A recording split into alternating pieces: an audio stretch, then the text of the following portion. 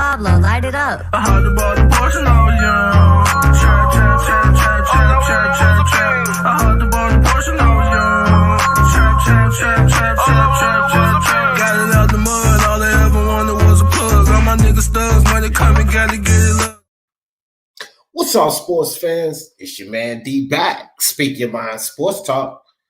All right, check it out. We're talking about Gilberto Ramirez, Zudo Ramirez, also known. Listen, man, what's next for this guy? Iron Cone in the building. What's up, Iron Cone? Yeah, I know I'm a little bit late. Sorry about that. Toby Bartlett up in there. What's up, Toby Bartlett? Appreciate you coming through. So anyway, guys, yeah, I want to talk about Gilberto today. We talk about a lot of different topics and such, and you know, we got a lot of guys out here in the boxing community, clout chasing, I guess, if you want to call it. Jackal Davis, what's up with you, my man? Appreciate you coming through. But, you know, some guys are just kind of back in the cut. You know, they're working out. They're doing their thing. Yeah, man. Yeah, you know, Iron Cone, drinking some coffee. I'm addicted to it now. I drink it every freaking morning. Willie Boy Slip and Move, what's up? Jamal, right. What's up with you, Jamal? Appreciate you coming through, fam. It's the first time I seen you over here. What up, Jamal? Out buy houses, my brother Joe in the building. What's up? So yeah, Gilberto Ramirez. So Martin Machine, Samuel Shaw, Soccer Training Club. What's up? So what's next, right? Now, I don't know if a lot of you guys heard about this, but he was supposed to be fighting, and I'm not sure that fight is off. You know, with this COVID-19 situation, you know, any fight could be still going or canceled or delayed or whatever have you. But Eleider Alvarez, which I think would be a very, very good matchup. Gilberto looked really good against Jesse Hart. I won't even lie. I actually thought Hart was going to win that thing. But he showed an awesome chin because Hart laid some good leather on him. And if you think about it, he hurt Jesse Hart. They was firing off on each other, Ramirez and Jesse Hart. But he hurt Jesse Hart. Jesse Hart didn't hurt him. Jesse Hart hit him with some really good shots, some clean flush shots. But Zudo showed a chin. He showed a good chin in that fight. It was a really good fight between the two of them. He had Jesse Hart in trouble a couple of times in that fight. So, you know, let me see what y'all talking about in the chat right quick. I've been accused of ignoring the chat. I don't want to ignore you guys. Jackal said he about to drink him some coffee too. That's what's up, Jackal. Iceman in the building. What's up, Iceman? Toby, Willie, Martin Machine. All right. Iron Call said, didn't Zudo turn down the 175 tournament and Joe Smith is fighting Alvarez right now? Well, I'm not sure if Joe Smith is fighting. I mean, like, I don't know who's fighting who right now, bro, to tell you the truth. I do know that Roberto and Alvarez was supposed to see each other. And then it was a situation with Top Rank, which Mike Coppinger put this information out. I'm not too sure how true it is, but he was talking like Zudo Ramirez wants to buy himself out of Top Rank. And maybe, you know, it might have been the issue there of why he didn't get that fight.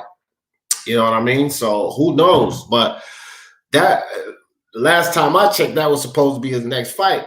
I mean, you look at Eleider Alvarez, it would be no good for him because against Joe Smith, he ain't getting no title shot. He gets a title shot against Zudo, which I'm not sure he will win. I think that would be a good fight because both of those guys are resilient. They both let their hands fly.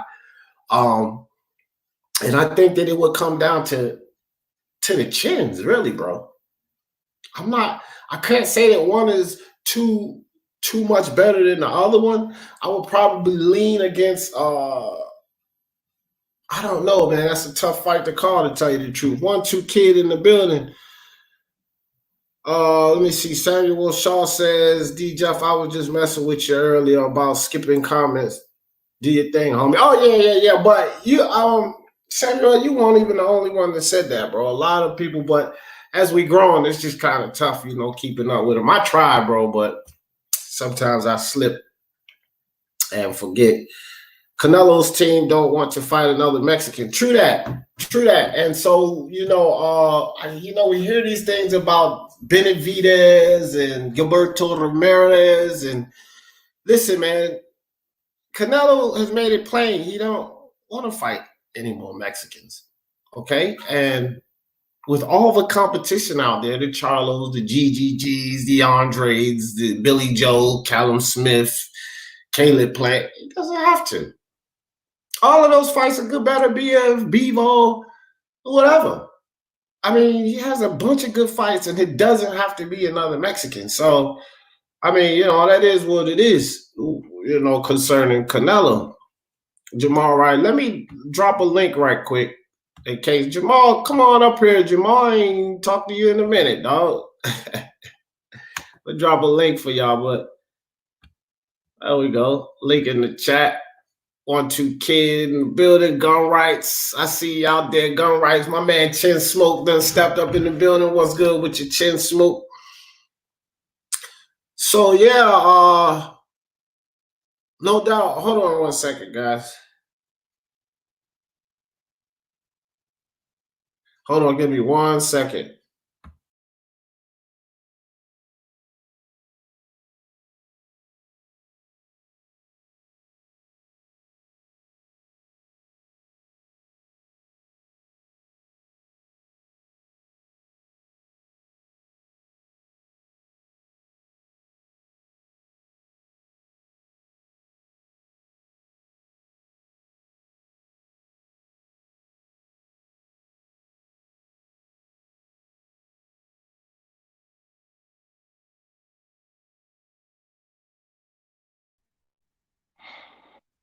Gun rights. What's up with your fam?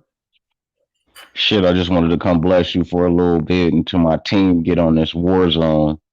You feel me? I said Gilberto though. I want to see him fight. I always wanted to see him fight Canelo because I thought that will always be a big Mexican based fight. For the American Mexican fan base. I feel like that would be a good fight. But man, Gilberto, man, besides Jesse Hart, I mean, we really haven't seen him in there versus nobody. And he got like 40 something fucking fights, and that's the crazy part about it. It's almost like another Wilder situation. You feel me? Well, he's fought a lot of Mexicans, and again, like some of this stuff, bro, like with Wilder, and I said this before with Deontay Wilder, because he was with Golden Boy his first 30 fights, right? And you know how I didn't even know that. Yeah, he was with Golden Boy. He was with fucking Oscar De La Hoya his first 30 fights. And my thing is this. Some of this stuff we have to put on the promotional team, bro. Because he's an American heavyweight. So in America, we have the most casual fans in this country that's willing to spend money. And they're interested in seeing what? Guys get knocked out, right? So for the casual fan, it don't have to be no established boxer. Look at how they got Tank with a little bit of fame. And he ain't fucking beat up nobody.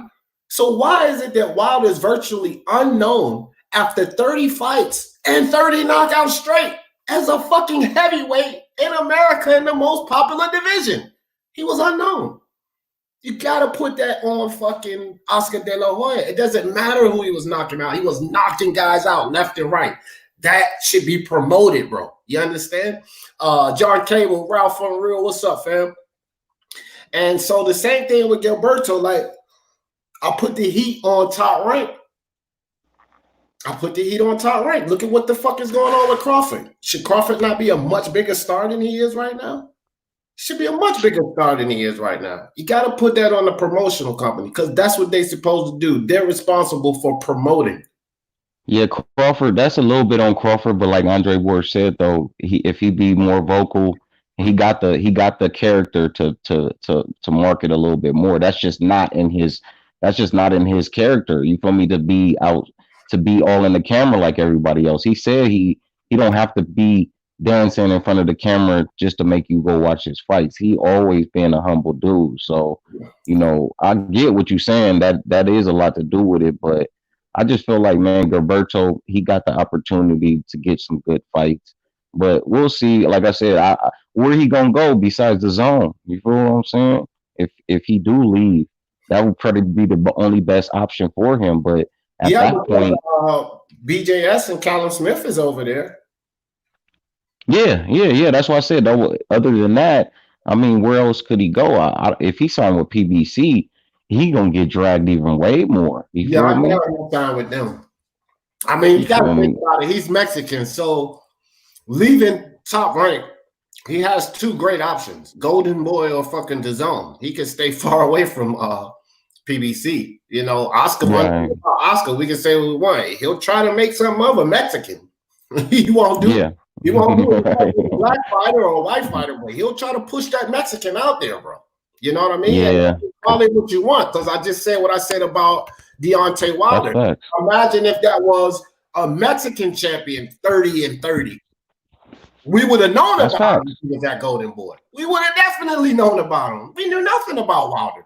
Nobody knew. I was just talking to the homie the other day, asking him what's going on with Speedy Ellis. Why they been moving him my slow God, like that, bro? Ellis, bro. Oh man, I was talking about him a few months ago. Like, what's up with Rashidi Ellis, bro? That dude has massive talent, and it's just like he fell off the fucking map, bro. Golden Boy they not putting too much. It's just like you said, Golden Boy not putting too much stock into him. You feel me? Yeah, that's what it's about, my nigga. That's what it's about. Look, I'm Hispanic and black, so you motherfuckers can't call me because I'm Hispanic and black. Right. I already know. I And I got was the you. Golden Boy. All I have to do is say, "Hey, Poppy," and I'm in there. But I see you why they couldn't do it. You know what I'm saying? But same thing like the PBC. I mean, Right. if you're a Mexican fighter or a German fighter, you're not gonna get pushed to the forefront in the PBC.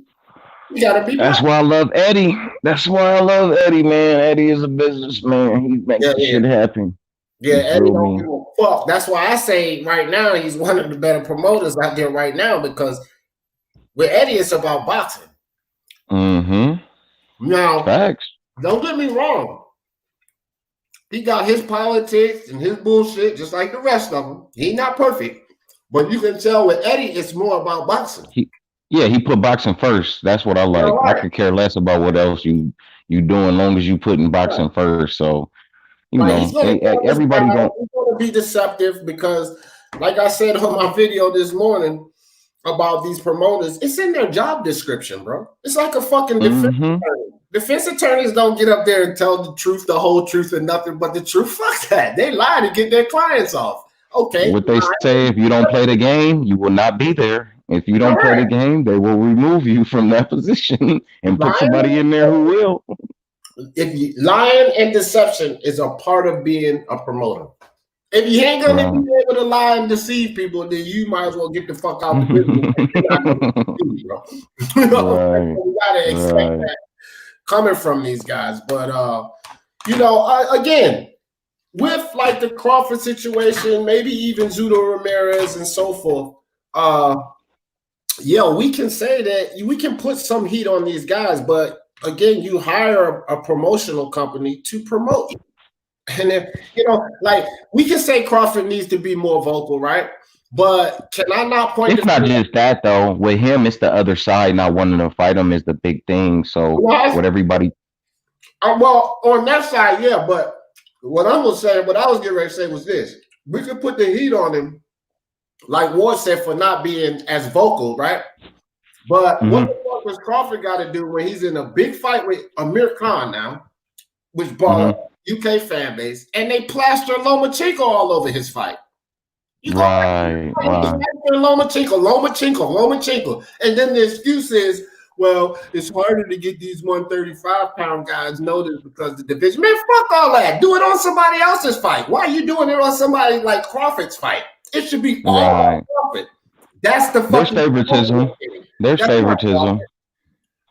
Yeah, huh? there's favoritism. I agree with that. There is Yeah. favoritism. I mean, it's up to the promoters to put these guys out there. Look how he's putting Tyson Fury out there. Why he not putting the attention in the Crawford that he putting in the Fury? He not putting the attention in the Crawford that he putting in the Loma. I mean, dog, Yeah. but you either win because you know he just signed Nayo Inoue. Yeah, yeah. You seen the fight with him and Donaire? Did you see Right. you see Crawford's name plastered all over Inoue's fucking fight coming up? No. Well, we see Lomachenko. Wait a minute, this is a Crawford fight. Why we keep seeing shit about Lomachenko? That's promotion. Right. That's promotion. And that shit fucks these fighters up, their stock and everything else. That's the promotional company not doing their job. If Crawford was like a Keith Thurman or something like that, and he vocal and he out there, yeah, of course. But why do I hire a company and then the onus is on me to do what they're supposed to be doing? Like, I get it. That's the world we live in as far as the boxing game today. That's how they play the game. You feel me? And people gotta adapt. You know, the best way that they can. And Crawford, he only got about 2 years left to try to make some type of big fights happen if he's planning on retiring at 35, like he said. Him and Lomachenko, they both said that they was going to retire around 35, 36. That's in 2-3 years, bro. So I can see why. Go ahead. No, I was just about to say, their age. I think that Bob Arum may be looking towards Teofimo carrying over the torch. That may be true because, like I said, after 2-3 years, who is Bob Arum really gonna have besides Inoue Inoue bringing in those big fan bases? I mean, Tyson Fury is old too. All of top ranked top boxers is in their late 30s. Huh? Ain't he in his like mid 30s right now? No. Let me check right quick. I thought he was like 33, 34 or something like that. That bastard look old. He looked like he like 33, 32 or something like that. Tyson Fury is 31 years old. 31. That's prime. Huh? That's prime. He 31? Oh, okay. His dad said he only want him to fight 2 more fights, though. I mean, he said that he only want to fight 2-3 more fights and then retire. Yeah, I was about to say Fury said that shit too. He said he got about 2 or 3 more in him and he's gonna retire. But look, I see Tyson Fury going after boxing to WWE and making more money than he made in boxing. Yeah, I'm just saying, like, who's Bob Arum gonna have after everybody, go do, their own thing, whether he go to somewhere else. But who is Bob Arum really got that's in a young prime that's gonna be the future of Top Rank besides, a Inoue? That's all I'm saying. Yeah, so I'm just looking at. You know what, Gun Rights? It might be the end of Crawford, Tyson, and Bob Arum, because that motherfucker ain't got long in this game either. He old as dirt. That motherfucker old as dirt. Yeah, he on his last legs. That's why he that's why he out here in Vegas, stuck in his house right now, over there in Spanish Shields. Because he already know this virus will tear his ass up. He get caught with this because he's too old. You feel me? Yeah, and it's killing the elderly, and he's elderly. So you damn right about that. Tyson has a whole country that is behind him, but don't. Yeah, which is even more of a reason, Jay Cooley, for a promoter to put more attention in the guy that doesn't have the popularity to get him more. Right. You see what I mean, Jay? Like, that's how it should be. Like, if this guy has a whole country behind him, he's doing WWE, he's doing a great job, then you want all your fighters to be popular so that brings more money, right? So put a little more attention in the bud, a little less in the Tyson Fury. You know what I mean? But they just don't market Bud Crawford well enough. Bud Crawford doesn't market himself well enough either. But if you look at his fighting abilities, D, if you look at his fighting abilities and what he's actually doing, besides moving up 5 weight divisions like Mayweather or 8 divisions like Manny Pacquiao. He pretty much given us the same thing or even better. He gave us undisputed. He's knocking out all the dudes that he's been fighting at 147. Like people be forgetting that when they be talking about he ain't did nothing. Like, do you realize that he beat up like two undefeated fighters and knocked them all and knocked everybody out? I mean, Jeff Horn gave Pacquiao hell, even though I feel like Pacquiao won. He still was in there bullying him. Jeff Horn didn't do that to Terrence Crawford. So, and my whole thing is, if you look at Spence's resume and Crawford's resume, do you really think Chris Algieri can go in there and beat Jose Benavidez? Do you really think that Carlos Ocampo can beat Mean Machine? You feel what I'm saying? Do you think that old ass 40-year-old Leonard Bundu can go in there and beat up on Amir Khan or beat up on Jose Benavidez or beat up on Jeff Horn? I mean, let's really look at the resumes if you really want to talk, because Crawford actually got a pound for pound fighter within Gamboa in his prime on his resume. But people was talking so much shit about that, but Tank turned around and fight the same motherfucker. You feel me? That same outfit over there was talking so much shit about who Crawford fight Gamboa, and then they went and grabbed Gamboa and put him in the ring with Tank. That'd make no sense to me. Why would you talk that man down and then go pick him for a fight? You feel me? Yeah. Jay Cooley said it's Bob. No one wants to blame him. That's a fact, Jay. But I do. I blame his old fucking ass. Bob did it. Yeah, that's fine. You know what I mean? I ain't gonna hold my motherfucker. Queen Lisa in the building. What's up, sis? Appreciate you coming through, Lisa. Is that my man Hammer down here? I thought I just seen damn, bro, man, this goddamn chat. Well, y'all be going fast. Y'all fingers be on the move. Yeah, Jay Cooley up. Jay Cooley said 31. Yup, Jay, you got it. That is Hammer Down. What's up, Hammer Down? Appreciate you coming through, fam. I passed it. Yeah, man. But back to Zudo Ramirez and Eleider Alvarez. Speaking of that fight, who you got in that fight, Gun Right?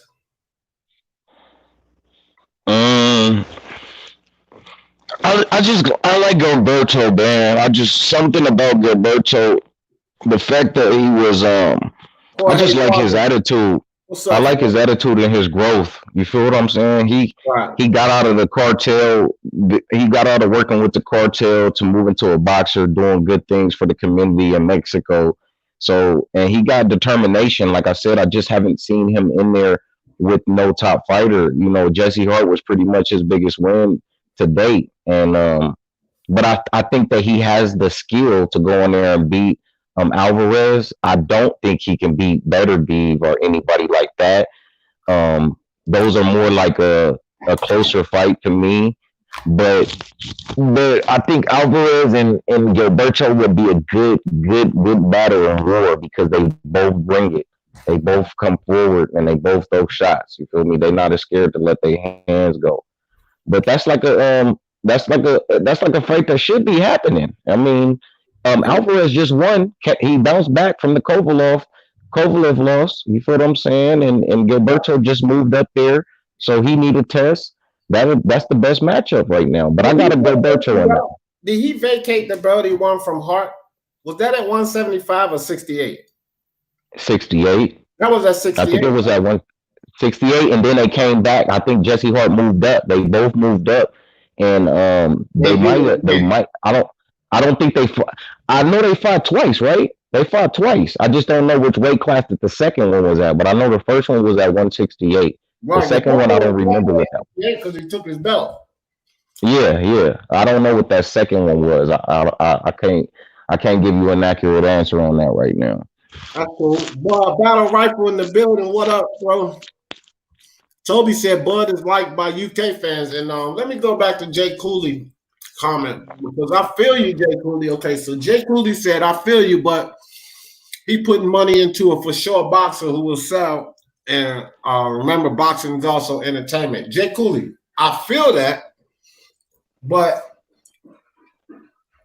when you have a high level talent like Bud Crawford, who is stopping guys, if he's unknown, and you make him known, then he will be that for sure guy that will sell. Listen, if people know about Crawford, bro, he's gonna sell. All they gotta do is just show some fights where he did some good shit and knock guys out and keep running those clips. That's what people want to see him at the knockout. They'll be like, oh, who's this Bud Crawford guy? He's knocking all of these guys out. He's a good in the ring. Let's watch him. That's how it works, bro. And with everything that he's able to do in the ring, he will not disappoint the fans. So you have to build him. But he ain't building them, bro. It's not a risk. Like, it would be a risk to no disrespect, but it would be a risk for Oscar De La Hoya to dump a shit ton of money into a JoJo Diaz. But it ain't really a risk to dump a shit ton of money into Virgil Ortiz. It's like the same thing with Bud Crawford. What fucking kind of risk are you taking dumping money into Bud Crawford? He's going to win. You know what I'm saying? And he's going to win in aggressive fashion. And then that builds this aura around him that's going to get people to pay. So the promoter has to build that fighter, especially when they're at a high level talent like that, bro. You have to express that. And they're not doing a good job of it, Jay Cooley. That's all I'm saying. I feel your point about the money side of it. Yeah, it's prize fighting, and at the end of the day, all of those motherfuckers are about money. Bob, the Zone, ESPN, it's all about the money. So I feel that, but you make more money if you build someone like Crawford. Like I said, bro, come on, think about it. You got Canelo, you got AJ, you got who else? Pacquiao, Inouye. Crawford's name should be ringing out just like all of them. His name should be ringing out just like all of them. Is he not as good a boxer as those guys? He's on the fucking pound for pound list, but virtually unknown to a lot of people. The sad part about it is that for it to get to where the point that you're talking about is that Crawford, and I'm not saying that I agree with this, I'm just saying that this is a reality. For Crawford to get that type of backment from Bob Arum, in reality, it would be for Crawford to have to fight Pacquiao. But that's why I feel like I put it on Bob that didn't make that fight happen when Pacquiao was actually on Top Rank. That was the opportunity right there for Bob to put that stock into Terrence Crawford to fight Pacquiao when Pacquiao was on Top Rank. So I do agree with you guys as far as putting the blame on Bob Arum because he had that opportunity to put both of those two into the ring. I get what some people say about maybe Pacquiao or Crawford didn't want to take the fight, but at the same time, him being both of their promoters, he could have pushed for both of those to fight each other, both of those boxers to fight each other. So it's sad that Keith Thurman, Errol Spence, or Pacquiao would have to be Terrence Crawford's breakthrough fight when Terrence Crawford is actually giving us better fights than those fighters right there. Porter always brings it, but I still feel like Crawford has given us a little bit more. He's actually moved up in weight. None of those boxers that we want him to fight at 147 has not moved up in weight besides Danny Garcia. So, I mean, in actuality, bro, Bud is a good stock to put your money behind. It's just the fact that, like I said, Bob Arum is not willing to take that chance and not willing to take that risk. You feel what I'm saying? Because in his eyes, he's like, well, if they don't grasp towards him, I lost money. You feel me? But that's the reason why I said Bud Crawford, if he was to leave Top Rank, no, I don't agree that he should go to PBC. I would rather for him to go to the Zone. He would get astronomical fights, and Eddie Hearn will put up the money that these fighters may be asking for. That will put them into a corner to have to choose to either fight him or publicly duck him. You feel what I'm saying? And at that point, like I said, he only got 2 years left. And I told y'all this, and I firmly back my argument when I say that Terrence Crawford got about 4 to 5 more fights left in his career before I see him retiring, because he's only been fighting 2 times a year. So that's on my 3-year. That's on my 3-year last leg that I see Terrence Crawford's on, if he's planning on retiring at 35, 36. So with those 4 fights, who else do you see him fighting? You feel what I'm saying? Besides Keith Thurman, Pacquiao, like nobody, but having to move up, which is unfortunate. Which we already said we don't feel like he can beat the top fighters at that weight class. So No, I it don't puts think him so. into a fucked up position. A real fucked up situation. Junior Moreno said, got here a little late. Oh, late is cool, bro. No worries about late. The fucking notifications not going out like they supposed to anyway. He said, salute D, salute to all the idiots. Yeah, we gotta give him some love too, Junior. Battle Rifle in the building. What's good, Battle Rifle? All right, Junior. Hey, Gilberto versus Bosnick would be good too. Yeah, that would be too.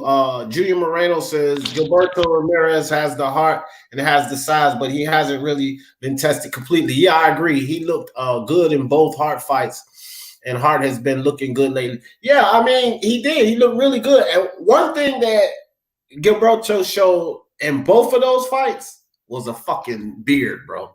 Because Jesse Hart hit some good, clean fucking shots. And that dude showed that he got a beard. As a matter of fact, the fight that when he took his belt, they both caught each other with hooks.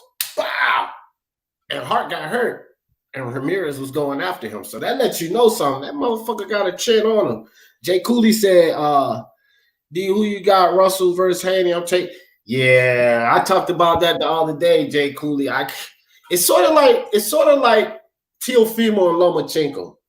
Like when you talk about the two fighters, everybody know I'm a huge Teofimo, so I like Teofimo better. Talk about Gary Russell and Haney, I like Haney better. But can those kids beat these two guys? I ain't too sure about that shit, bro. I'm just not too sure about it. I would give Haney much more of a chance to beat Gary Russell than I would give Tio to beat Loma.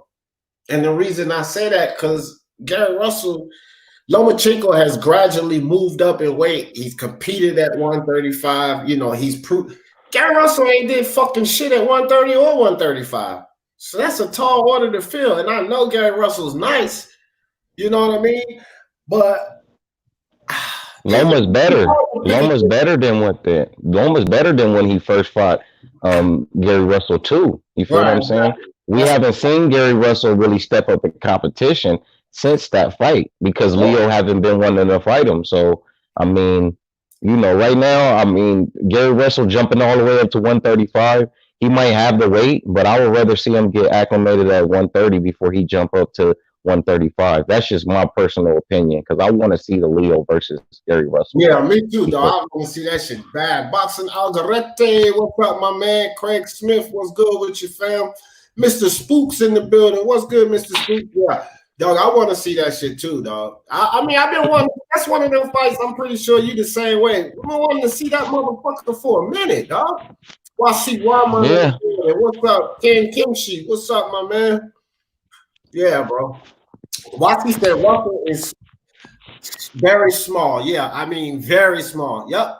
That's what I say. That's the difference. Because Haney's big. He's big. And Russell's small. And then meeting at 135, like, I don't know, bro. Haney got that fucking reach and shit too. That's a hard pick. Like, I want to pick Gary Russell because of his experience, his speed. He's fast as shit. And he can box. You know what I mean? But damn, bro, like, call me crazy, but I think Gary Russell can beat Tank Davis. Just call me crazy, but I think that Gary Russell can take Tank. I would lean toward Gary Russell in the Tank Davis fight. It's no definite, but I would go with him too, Gun Rights, because I ain't fuck all these tank lovers, bro. I'm not convinced of the dude, especially after the Gamboa fight. As much shit as I talk about Tank, I wanted him to go in there and demolish Gamboa. Like, I wanted to see him do that, right? That way we can have another name in here at the one. But he went in there and struggled, bro. Against a bro, I had him beating him in 4 rounds. I had him knocking him out in 4 rounds, bro. When that shit went past the 6, I was like, no, bro. Y'all can't say shit else about Gamboa being trash or trash opponent on Terrence Crawford's resume. You can no longer say that. Washington said, nah, I disagree, D. In fact, I'm debating on picking Teofimo in the lower fight. Washington, I know you disagree. Wasi is not convinced. Wasi feels about Devin Haney the way I feel about Demetrius Andrade. He's not convinced of Devin Haney. And I don't blame him. I don't blame him for this because who the fuck is Haney for?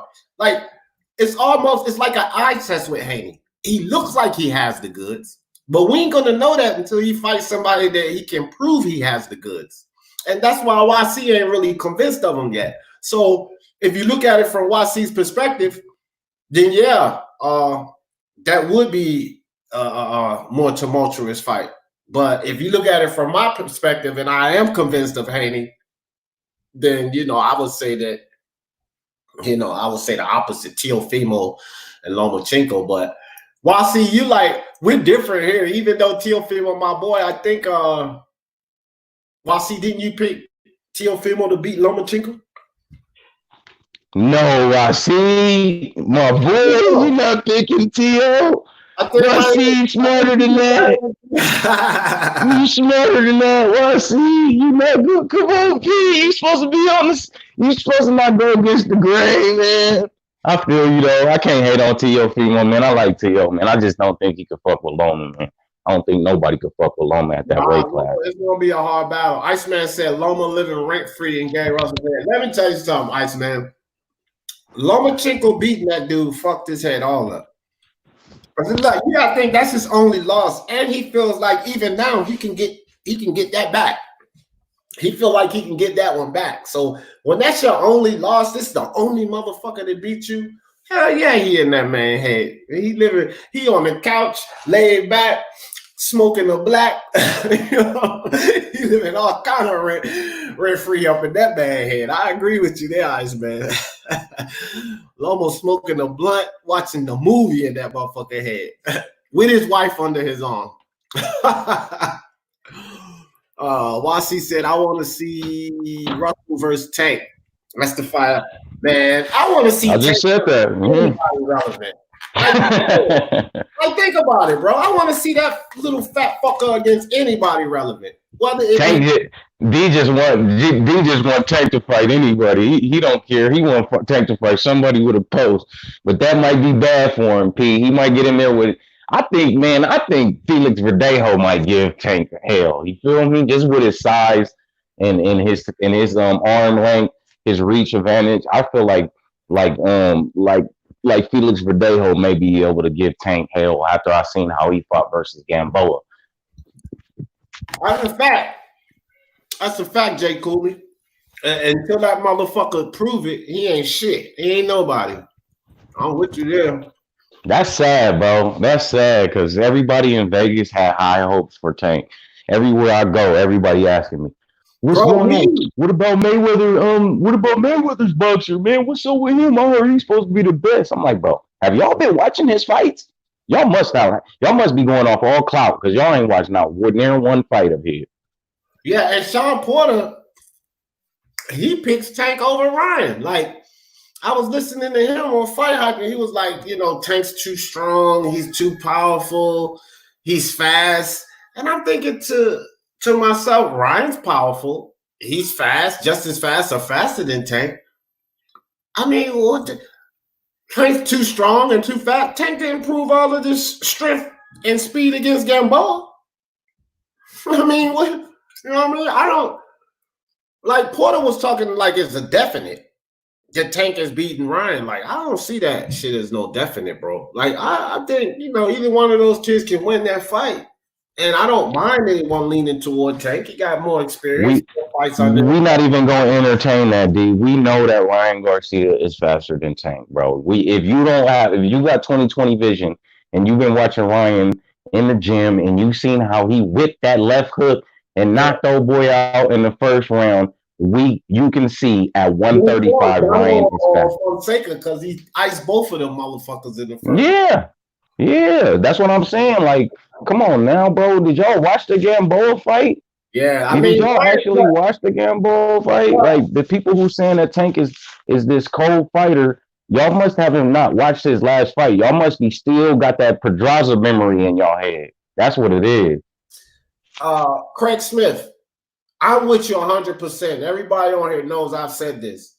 I give Tank heat because of Ellaby and Floyd and the way he's moving. not stepping up. But I've never disrespected his skill set. He just ain't doing nothing with it. That's what I've always said. I think he's a talented guy. Don't get me wrong. To be able to do what Tank Davis has done in boxing without being dedicated, without being disciplined, and he's got to be nice. Y'all think about it. He goes in between fights and fucks around all the time, get drunk, fucking club. He don't keep in shape like he's supposed to. He's very undisciplined. He's not dedicated to the craft, and he's still beating the shit out of motherfuckers. So he has to be talented. Like, we can't take that away from him. I don't like the way this dude is moving. That's my problem with Tank. Facts. His talent, but I get you. I give him talent, but it's not showing me nothing versus a fighter that's moving up from 126. You feel what I'm saying? It's not showing me what I want to see fighting people moving up from 126 when you're at 130 and you can barely make 130. So you really at 135, 140. You feel me? So you really fighting people coming up from 3-weight divisions. You feel what I'm saying? Yeah. Hey, Wasi, you want to know something funny, Wasi? Wasi said, I'm debating on picking Teofimo. I know for a fact Loma is more skilled boxer, but I believe Teofimo has the literal perfect counterpunch for him. That's a true statement. I don't know. Need to keep looking at the film. Look, check this out, Wasi. I don't even want to look at the film because I don't want to confirm my suspicions. Like, that's my dude, right? Teofimo. I'm more like just go on a wing and a prayer and say, hope the kid win. You know what I mean? Because if I look at the film and then I start studying it and then I see something like, damn, man, my boy he can't win. I don't want to find that out, bro. I want to find that out in the fight. So I ain't did no film study on this fucking fight, bro. Fuck that. That's all I've been doing. You know what I mean? If I do the film and then I look at it and see ain't no goddamn chance for my boy, that's going to be kind of disappointing, dog. So I'm just going to wing that bitch and wait till they fight. I got to watch it in the ring. I didn't know. Yeah, go ahead and study the film because that's all I've been doing. And I see angles. You feel me? I see Philly. I see the shoulder roll getting caught. You feel what I'm saying? I see all of that. I see a lot of that without watching the film. I watch the film and confirm my suspicions. I remember when Gary Russell was throwing bombs, six combinations, and they still couldn't do nothing versus Lomachenko. I remember all of that. You feel me? I remember tall ass Campbell giving it to Loma and Loma coming back and tearing his ass out. So, like I said, I ain't worried about it, man. I just want to see it. I want to see it. That's my dream fight this year. Go ahead and sign. Go. You want my $75 right now? Because that's how much I want to see it. You want the 75 right now? I'll put it up right now. You feel me? Nigga, I want the pre-order. I want the pre-order right now. Go ahead and pre-order my fight right now. Yeah, for real. For real. I love Lopez though, man. I love Lopez. Freddie Mars, what's good with you, Freddie Mars? I see you. Appreciate you coming through. Jay Cooley said Tank will get tired and lose to any of them. Yes. Tank is in. Now, I agree. We agree, Jay Cooley. But Tank Davis is exactly in the Andy Ruiz situation right now. If them two motherfuckers get in the gym, get themselves in fighting shape, you know, they're dangerous. Both of them. Tank the same way. Now, I'm with you, Jay Cooley, because the only thing he's shown us is missing weight, having problems on the scale, being fat between fights, you know, pregnant belly looking shit. That's what he's shown us. So I got to go with that. He didn't look like he had a bunch of gas in him in the goddamn ball fight after the 9th round. So look, Broner 2.0, I'm waiting for him to do the Macarena. You feel what I'm saying? Who gonna make him do the stanky legs? Who gonna make him do the stanky legs? Where the Madonna at? You feel me? Where the Madonna at? Make him do the stanky legs. Get him up out of there because he ain't serious. You feel me?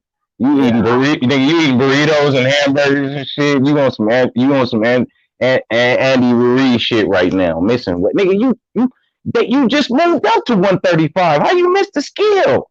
Like, come on, bro. Yeah, I think Shakur is Wasi.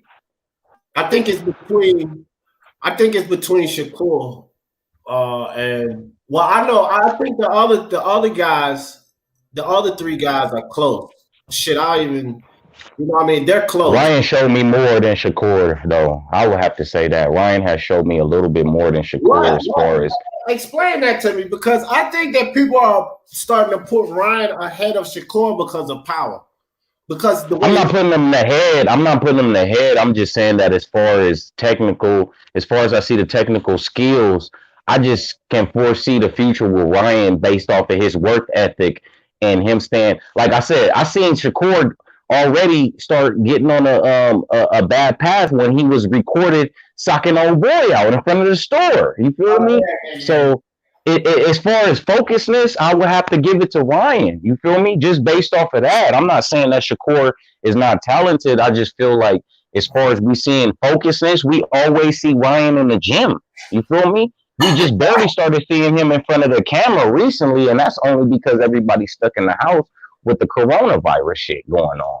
But other than that, we always seen him in the gym. If I'm not mistaken, I always seen him trying to show his speed, show that he working, show that he's staying in the gym. And the fact that he grabbed Eddie Reynoso just lets you know that he's trying to perfect his skills. You feel what I'm saying? Yeah, I feel you, dog. And I don't like the fact that Shakur is trying to move up from 130 thinking that he can't get the Josh Warrington fight based off of that fact that he don't want to wait a little bit more longer. You feel me? All you got to do is wait for one more fight. Like Reem said, bro. I think it's smart, bro. I think it's smart. And I'm going to tell you why I say that. That motherfucker using his early leverage, and he learned early how to use his leverage. You understand what I'm saying? So it's basically like, listen here, bro. He's telling Top Rank, I'm going to get this fight or I'm moving on. Y'all not going to fucking sit here and string me along at this weight class. I ain't no fucking second coming to Tank Davis. He want to move. Shakur wants he ain't, but waiting one more fight to get a unification is not a bad idea, though. That's all I'm saying. I mean, he might be. It's like, to me, it works out both ways, bro. I don't know if I said what's up, King Kenshi. I appreciate you coming through, fam, and Craig Smith. But yeah, go ahead. My bad, Gun Rights. I just seen the two fellas in. No. I was just saying that I don't feel like it's a bad thing because, like I said, the way the ring was explaining it to me, that Josh Warrington in that fight can happen. They just have to fight the next fighter in front of them, which is they want each of them he's supposed to fight Maoga, and then what Warrington is supposed to fight somebody else. So I just feel like they should do that and then get the unification over with. But I mean, I don't mind him moving up to 130. I just wanted him to get the unification that he's been asking for. He just want Josh Warrington to come out right away when there was already a fight scheduled. That's my whole thing. But at 130, I mean, go ahead, keep talking, Go Rights. I gotta go grab my charger. I'll be back. Yeah, at 130, I just feel like I feel like he can fight. I feel like he can fight Jamel Herring, but you know, it is what it is, man. I just feel like I want to see that Warrington fight, bro. You feel me? He can't complain, and Valdez moved up to 130 and didn't fight him, but he's pretty much doing the same thing when he can get the Josh Warrington fight, which he's been asking for. Let's see what's good in the chat, man.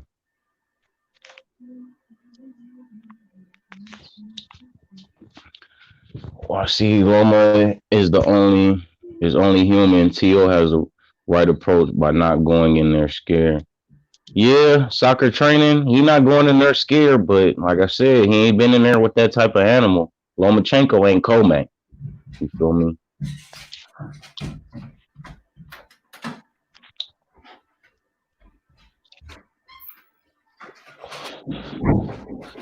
Yeah, Craig, that's going to be the fight of the year if it happened this year. That's the best fight to make happen right now, man. That and the Casemiro versus Anui, and then the Tanaka fight too. That motherfucker goddamn held it down, didn't miss a beat. Go right, I know you, man. I know you the master gambler, dog. But I would love to see you with a channel, bro. Huh? I ran to get my charger. You held that motherfucker down like a. Hey, everybody can't do that shit, bro.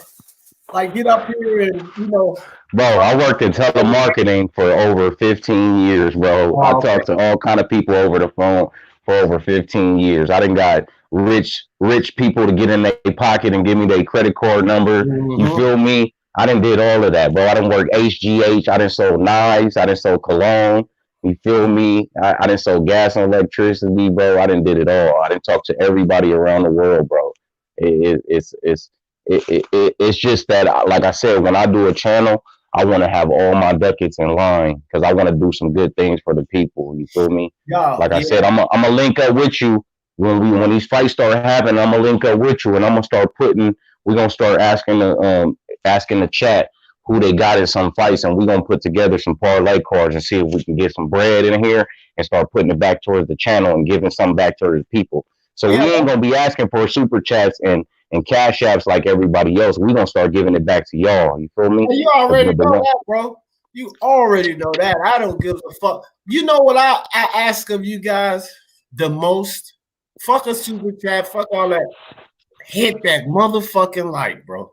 Because that helps us. facts. That's what help us grow. You know, share the motherfucker. Go to you got Twitter, Instagram, whatever. Share the video. That's what I desire most. Like that's the most appreciation that you guys can show. Money, fuck money. Like I people hear me say that. What do you mean fuck money? You need money to survive. And that's why your ass is so miserable. Because when you don't have it, you get saddened. See, when I don't have money, I'm still on this motherfucker smiling and joking. You know what I'm saying? I'm gonna fuck Right, money, dog. I'm not gonna let right. it drag me down, bro. Fuck that.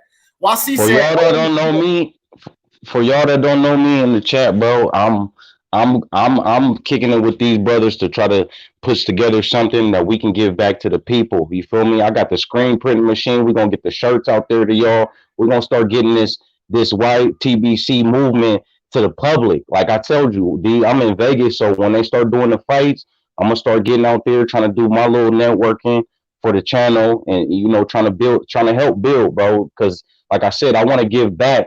I want to give back because y'all done gave me so much knowledge. Y'all gave yeah, me a I voice want to by get letting back me to come up. well, bro. I want to get back to the Speaking Mind Sports Talk family. But look, talking about that Vegas, my first trip out there, I'm gonna plan the trip when I come out there. I'm planning it during the fight, my nigga. We going to the fights, you and me. Like I'm going to the fights with you. Yeah, So, don't trip. We I've been looking for somebody to go to the fights. Like I said, my boys, they not willing to invest into actually going to the fights and being a part of the event and trying to get out here. But like I said, being at the it's fact not that you that got much a money, channel. bro. Few $100s. I mean, it ain't that much Yeah, money. yeah, yeah. I know that. I don't mind doing that. I'm just telling you the people who I talk boxing with that's near me, that's in my city that I mess with, they don't invest into boxing that much as far as I'm willing to. Like I'm always willing to go to a fight, but ain't nobody willing to really roll with me. You feel what Yeah, I'm I'll go saying? with Cause you, my nigga. Look, I just dropped $400 on that motherfucking game. Controllers and cameras. You already know I'm coming to the fights, dog. You know what I'm saying? But yeah, yeah. Like I said, I'm gonna get the Speak Your Mind Sports shirts and me and my boy we got some good things for you, Boom. Two hands, the smaller channels that really be putting out the real black UGC. Man, I got some things in the works. That's why I told y'all I don't want to get my channel together until I really sit at the round table with the team and figure out how we can all integrate together and you do this gonna blow movement up. thing together. You gonna blow up. I'm gonna tell you why. Like, okay, so I look at guys like Black and Brown Boxing, El Jefe, IBT. Okay, and you look at their starts, right? Like they just started. Hmm. The fact that they're around this group, like me, Mark, Unrivaled, IBFP, UGC, Unbiased, and so forth. The fact that they're around this group, they immediately jumped into a good following. You see, Right. when they started their lives, they immediately had 16, 17, 20 people in there, 130 views. Man, when I started my motherfucking lives, it was me. Shout out to Boxing Monster. He just came up in here. I just seen him. It was me, speaking of Boxing Monster, and only 1 or 2 people.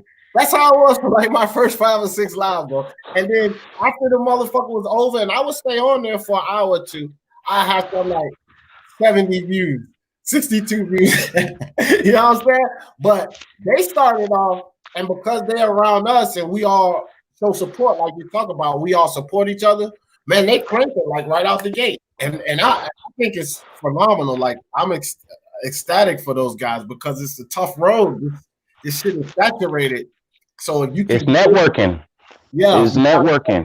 You might got something that I need that I ain't got access to. That because I know you could connect me and plug me in, bro. We all outlets. You feel what I'm saying? We just gotta plug in. You feel what I'm saying? And like I said, we can all get together and do a great thing for the community and for the actual boxing sport. You feel me? Something that nobody else is doing. No racial, no bickering, no narratives, just some straight giving back to the people who actually follow you. You know, some of the people who I mentioned who's actually peer with this shit, like YC. You know, he brings knowledge to the table. You feel me? He in the UK. We can use that outlet. You feel what I'm saying? We just got to get everybody together, bro. Great mind think alike. You feel what I'm saying? And can't no one man do it by himself. You feel me? right. Yep, that's a fact. All right, let's get back. Let me get back to these chats. Rossi said, I want to see a bit more Shakur. I feel like he's as rounded as he could be. Definitely getting there, though. I feel like he's not as rounded as he could be. Definitely getting there, though. Ryan really reminds me of Oscar De La Hoya. He's like a sponge absorbing info. So I would say that about both of them, Wasi. And another thing that I would say about both of them is they're both around some extremely good fighters. Because you think about it, Ryan's over there with Canelo, but fucking Shakur's over there with Bud. So, you know, and Bomac. So you got Reynoso and Canelo, but you got Bomac and Bud. You know what I mean? So they're surrounded by some good people. And if you look at Shakur, his brain is like a sponge too. He's soaking that shit the fuck up, bro. He's getting better. You can see Shakur doing things better in every fight. One thing that I put ahead of Shakur, which is very important because in all sports, it's two sides, defense and offense. Shakur's defense is light years ahead of Ryan's. Ryan's still keeping that chin high sometimes, but his other attributes allow him to get away with that shit. Shakur's much more defensively responsible. And offense, they're about even, but Ryan holds the power. So I will give him that, right? But offense, you can't say that Ryan's offensively better than Shakur. I don't think that we can say that. He hits harder than him, but I can't say that he's better offensively overall than Shakur. So I don't know, man. Both of these kids are going to be fighters of the future. That's for sure. Jay Cooley said, Ryan, next fight will show me something from him. I forgot how to say his name. Jorge Linares. But both fought the same card. Yeah, Jorge Linares, Jay Cooley, and Doug, I said the same thing because I picked Ryan to beat Tank Davis now. But it has a lot to do with how he looks in this Jorge Linares fight. If he goes in there and do what I think he's going to do to Jorge Linares, like 5 or less, punishing, he beats Tank. If he goes in there and struggle with Jorge Linares, 50-50 fight. Yeah. I mean, Shakur is around Bud, so he gonna get skill. He gonna perfect his skill.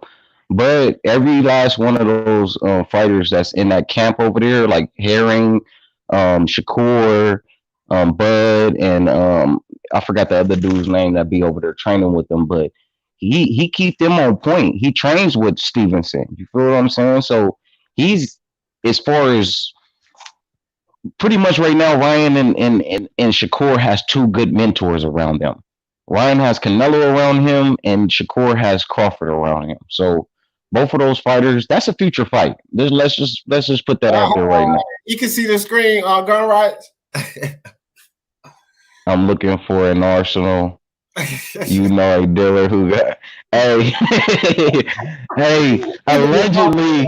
Hey, allegedly, you can fucking try to find me on fucking IG and we can talk about some things. Allegedly. Allegedly. Boxing Monster. But you know, I got you, Boxing Monster. You feel me? We gonna link up. Also, always, my man, Wasi Rahman. Know his shit, bro. All right, you gotta be Wasi Rahman. Let me say this too. See, this is why I deal with a lot of real motherfuckers on this YouTube shit. Me and IBFP. We like that. That nigga like my brother. Me and YC Rahman, right? Me and Unbiased or Biased Boxing Talk. All three of these guys, bro, we used to go at it when I first jumped on this bitch. I'm talking about we used to go at it back and forth in the chat. Me and YC, me and Nuke, me and Unbiased. But when I first came on the YouTube, I was highly misunderstood because it's hard. It's hard in this YouTube game to call it straight down the line and not have people think that you are the double talking or you a fake fan or some shit like that. It's hard to call it straight down the line without people having that idea about you. So when I first stepped on the scene, that was the misconception. And that's why I used to get into it all the time with people like YC, Unbiased, RBFP, DT3 Boom, because I was misunderstood. But when they figured out, oh, he go at everybody who needs that flame. You understand what I'm saying? And they started understanding the way I think. Bro, these are like some of my coldest, best people now on. Like me and YC, bro. I never even talked to that motherfucker, but we always chatted. But YC is my dude, bro. And he knows this fucking sport. I tell anybody, you go after YC, you better come to the party with your best shit on, because that nigga wearing Gucci.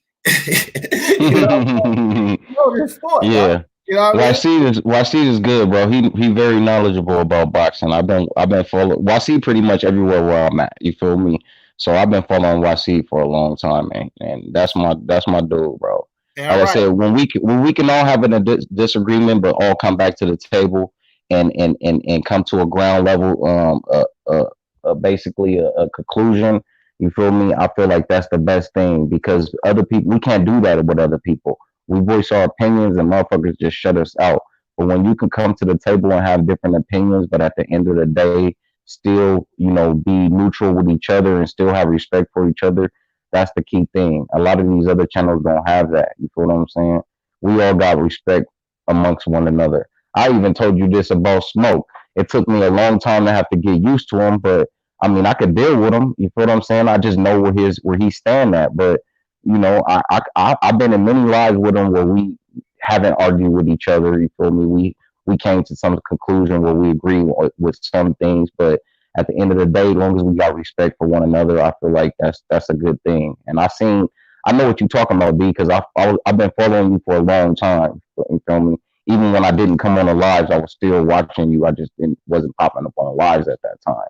But just me looking at your point of view and your outlook as far as life, not just boxing, that's the reason why I fuck with you. You feel what I'm saying? I appreciate it. I just told you that about that when you was with your daughter, bro. That's a beautiful thing. I love seeing that. So the fact that you could sit up and, enjoy yourself and be around your kids, you feel me? That speaks very highly about you, other than your knowledge of boxing, is what I'm saying. Shit, nigga, look. I'm with one of them right now. Oh, shit, that's the wrong way.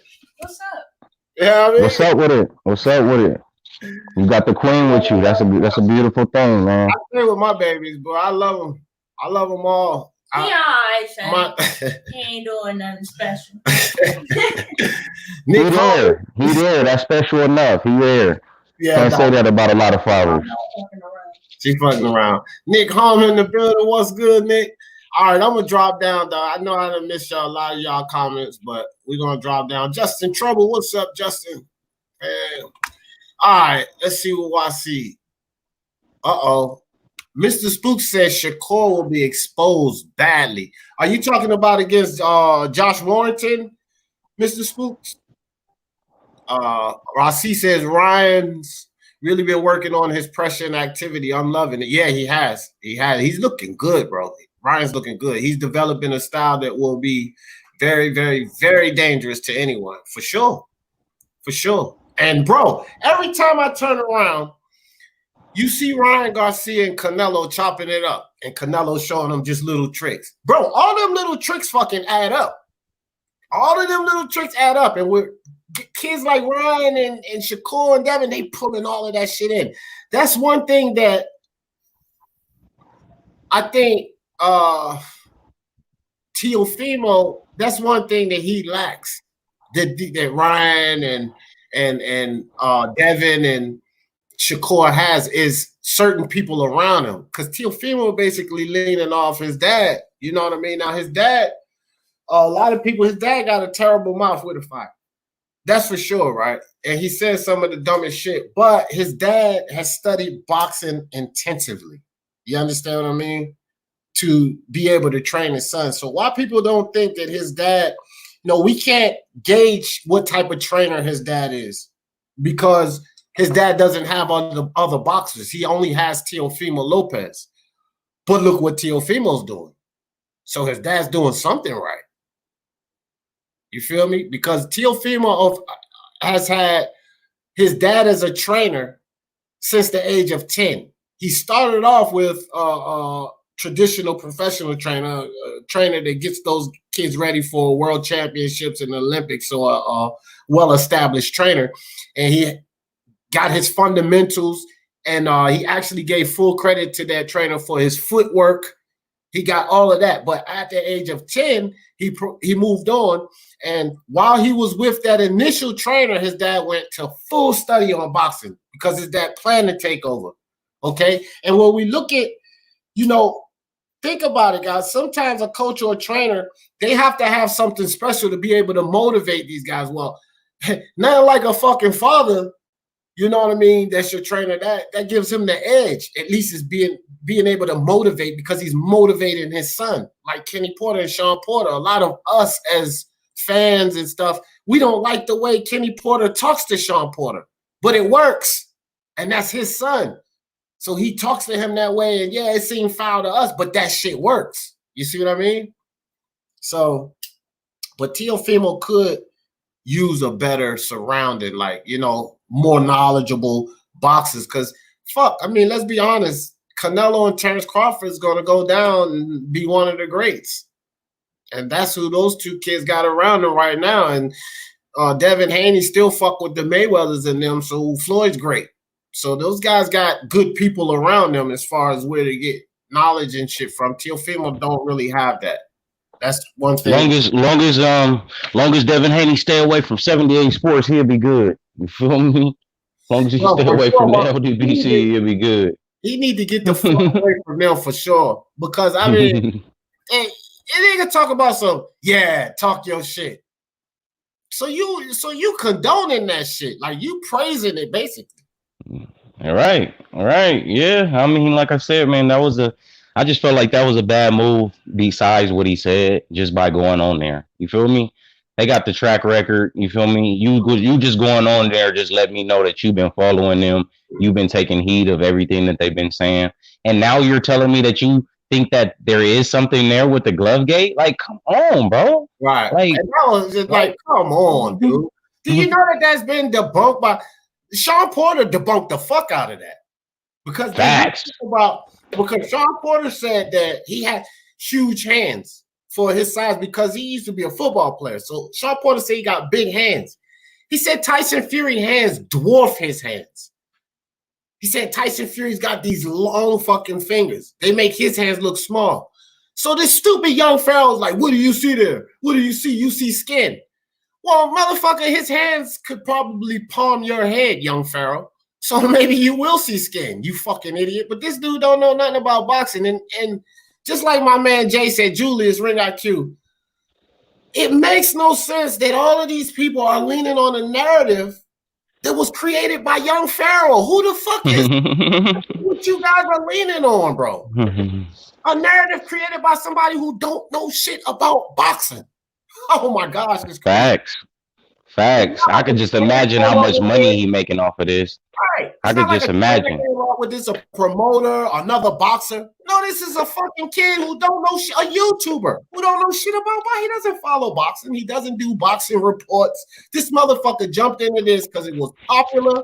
The heavyweight American champion lost, and he felt like he could get paid off of it. And the craziest thing to me is the fact that he got so many people listening to him. Like, he has a valid point.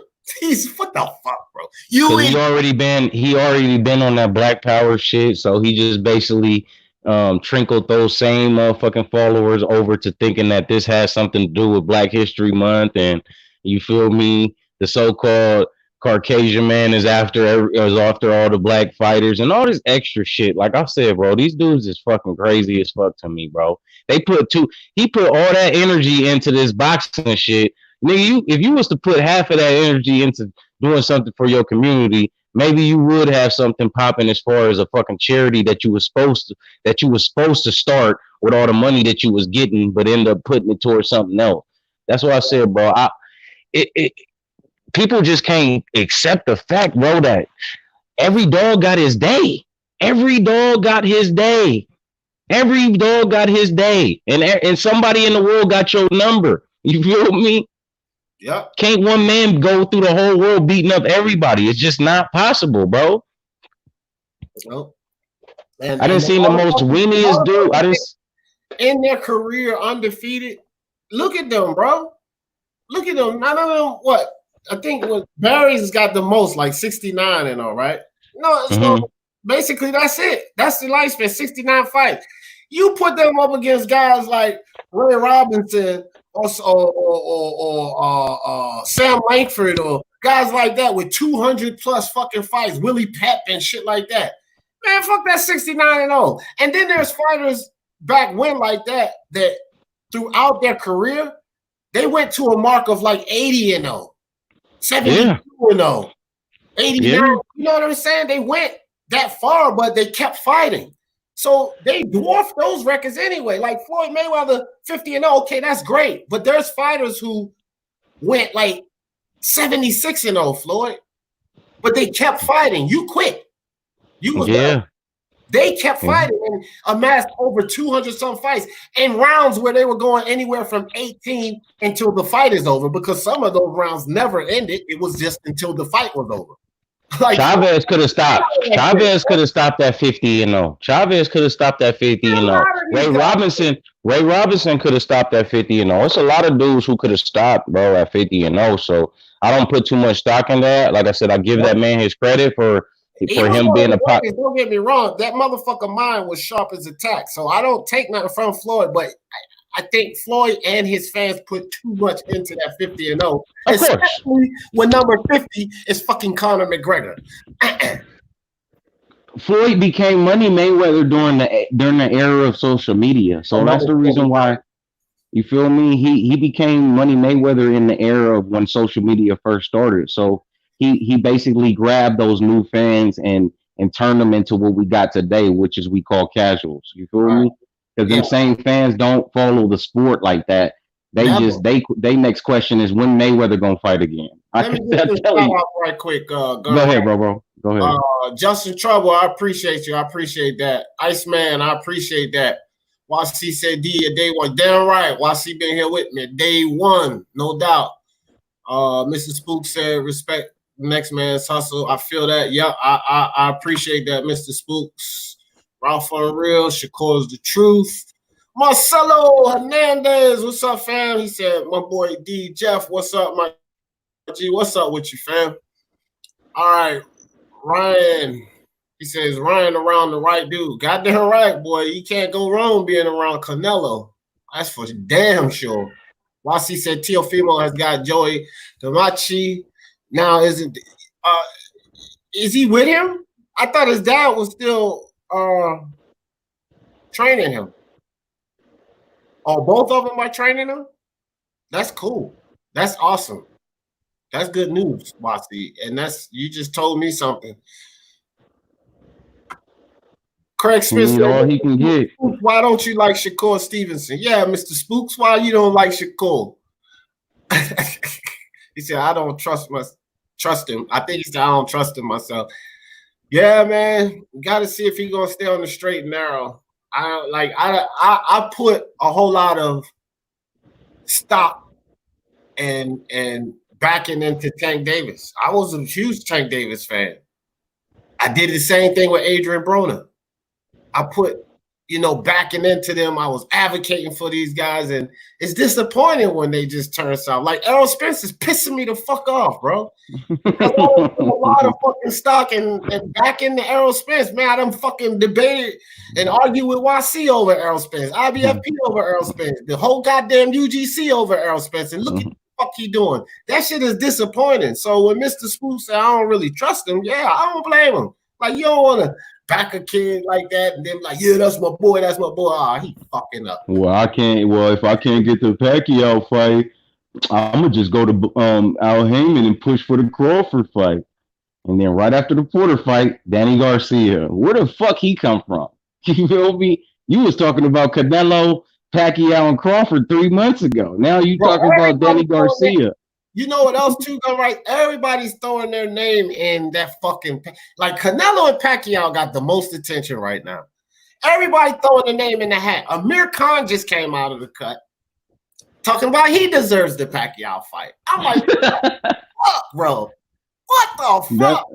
That's why I want Pacquiao to hurry up and do these 2 fights and just go sit down somewhere, because him being in the division is just making up. It's just having motherfuckers all discombobulated. Everybody chasing after him, just like everybody chasing after Canelo. So, I mean, if you ask everybody in the top 10 in welterweight, they all feel like they deserve a fucking Pacquiao fight. That's a fact, Craig Smith. That's one thing I ain't taking away from Floyd. He one of the greats, bro. Fuck that. Because what he could do in the ring, the way he thought in the ring, and all of them fights. I don't give a fuck what people say over the age. He fought fighters over the hill. How many of them motherfucking fights back then? Because now I'm getting ready to start protecting my nigga Floyd. Because you always hear this shit. Oh, Floyd fought people at the right time when they was this, that, and the third. Okay. You know what that's like? That's the same shit like Kovalev Canelo. Right. Before the fight, how fucking massive people was picking Kovalev. Oh, he gonna knock Canelo out. He too big. Blah, blah, blah, blah, blah. After the fight, Kovalev was beat up from yard. Kovalev was old. Kovalev, y'all said he was gonna beat him. Y'all said he was gonna fucking beat Canelo. Then Canelo knocks him out. Now it's all of this. Oh, it's the same shit with Floyd. A lot of those the people were saying, oh, Floyd picked him while they was over the hill. Y'all motherfuckers said that they were gonna beat Floyd. Yeah, so a lot of people was on that. You know what I'm saying? A lot of people was on that. So fuck that. Floyd is definitely one of the greats, bro. Like, you gotta respect the man for that shit. Hey D, I'm about to get up out of here, man. I gotta go grab the little ones, man. Put them in the tub, man. Get them ready. You know, get them dressed. Do your thing. But I'll be on a little bit later. See if I catch you online. You feel me? See if we get a little rematch going. Can I give you my number, bro? Nah. You didn't give it. Just send it to me in the station. Just send it to me in there. That way I'm the only person that can get it. All right, bro. I'll catch you. Y'all in the chat, man. Salute, King. All right, appreciate you. So Black and Brown, jump up on here, bro. What you talk about, Iron Cone, blah, blah, blah, blah, blah. Iron Cone be coming on here trolling me, man. Come on, jump on. Click that link, Iron Cone. Come talk to me, dog. Oh, shit. Mr. Spook says PBC seems to kill their desire. Yeah, as soon as they get there. It doesn't take too long, does it, Mr. Spook? Like, they get there, and then next thing you know, it's like fucking they in the club partying and getting fat in between fights and turning down the big fights and all of that shit. It happens really quick, too. It happens really quick. Wasi said Floyd's strength was underrated, too. Like, he's so small, yeah, he could out-clinch and out-wrestle a lot of... Yeah, bro. Yeah. Like John Jones in the UFC, man. A lot of people don't understand how strong John Jones is. People think, you know, they see that slender guy and they think they're going to run up in there and fucking, you know, just muscle John Jones around, and it don't end up being that easy. Plus, he was a collegiate wrestler, too. A lot of people don't know that about John Jones. So, and then 2 of his brothers play football. So, they are athletes. Strength runs in that fucking family. Craig said, D Noble, I was just telling someone that the other day. Yeah, bro. You know what I'm saying. You know how I go, Craig. Yeah. That's the thing with calling it straight down the line. Do I give Floyd shit? You motherfucking right, I give Floyd shit. I give him a whole lot of shit. You know? Pretty boy Floyd, that was my nigga. Money Mayweather, not so much. You know what I'm saying? I didn't really fuck with Money Mayweather. But in whole, and everything he did in boxing is undeniable. You can't take it away from that guy, bro. So, I mean, I got to protect Floyd in certain instances when people go overboard. If you want to talk some shit about him and it's valid shit, then I'm going to sit there and agree with you. But if you're going overboard and you're saying some dumb shit, you know, trying to discredit that man or take away what he brought to the sport and gave to the sport, then fuck that. Then now it's time for me to protect him. Romanian Mike, what's up with you? That's my other Vegas man. Gun rights just got off. Romanian Mike out there in Vegas. What's up, Mike? He said racist people have low IQ. To think that skin color matters is ridiculous, and it really blows my mind. Yep. Agreed, Mike. Agreed. Because there's total ignorance in being a racist anyway. Right there, you're showing your ignorance. Just being a fucking racist. So I agree with that, Mike. Good comment. In my opinion, Floyd's hands would stand up to, yeah, they wouldn't. That was the problem. But if he had good hands, Floyd would have probably went 65-0. That's a fact. And I would say probably more impressively too, because Floyd didn't hit people as hard as he could because of his hands. But if he had good hands, and Floyd would have fucked a whole lot of people up, bro, because he would have let them things go with a lot more tenacity. Yeah, Joey Gamachi trained Loma for a while too. I respect him a lot. Cool. One thing about it, Rossi, you know more about trainers than I do, bro. So I respect your opinion on that all day long. I ain't gonna bull Floyd's one of the greatest fighters I ever seen. He was, oh yeah, I read that one already. My man Nick says, smash that like button. Yes, please. On the way in or on the way out. Hit that like for me. Appreciate you, Nick. Craig Smith, people not realizing his elite defensive skills and counterpunching. For sure. For sure, if you're talking about Floyd. Well, I think they know about his defensive skills, but I think they do underrate or don't respect his counterpunching. His counterpunching was fucking excellent. Excellent. Craig Smith, Floyd's IQ was superb for sure, Wasi, for sure. Look, they go Iron Cone. Oh, that's why you said blah, blah, blah. Stop hating on Floyd, Iron Cone. Iron Cone don't like all this Floyd talk.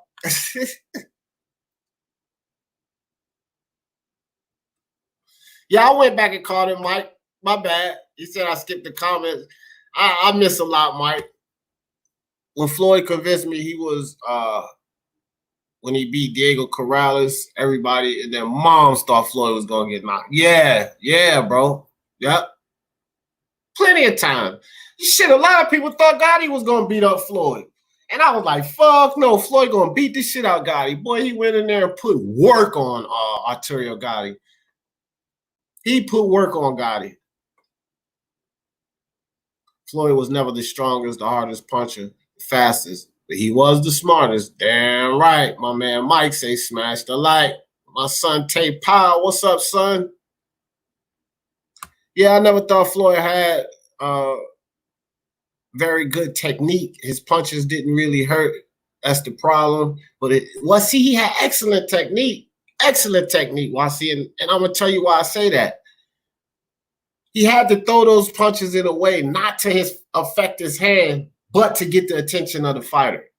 So he won't try to knock him out or nothing like that, because then he might damage his head. But in any fight, you know, you got to give him enough to deter him. Like, oh, shit, I didn't know Floyd was coming like that. So, I mean, you got to be able to judge the velocity of the punch and everything to do that. Still make it land, bro. He had the technique, though. He had it. He had it. Floyd would be a good trainer. I think Roy Jones would be a good trainer, too, if they decided to do that. Yeah, he was one of them. He definitely was one of them. Soccer Training Club, the master of hit and not get hit. I agree with that. Who will be the biggest test for GGG and why? Canelo. I mean, that's the test he ain't passed yet, Mike. Arguably, he passed it in the first fight. You know, I called it a swing fight. So that's why I never really get in the argument of if Canelo, if it was a draw. No, it was a swing fight. I think that you could have gave that to GGG. I think you could have gave it to Canelo. Draw's good. So I have no argument. So, but arguably he won already the first fight. But for him to win definitively. That's his test. Beat up Canelo. That's his biggest test because he ain't passed that test yet.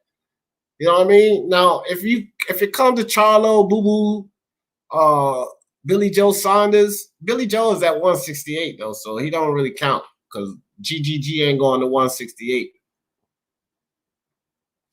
But easily it would be Boo Boo, Doo Andre, because of the way he moves.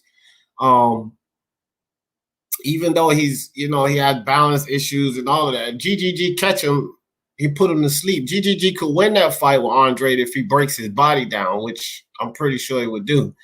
Charlo and GGG would be like a smash him, the first guy to get knocked out. And both of them got really good chins. GGG has a much more proven chin than Jermell Charlo.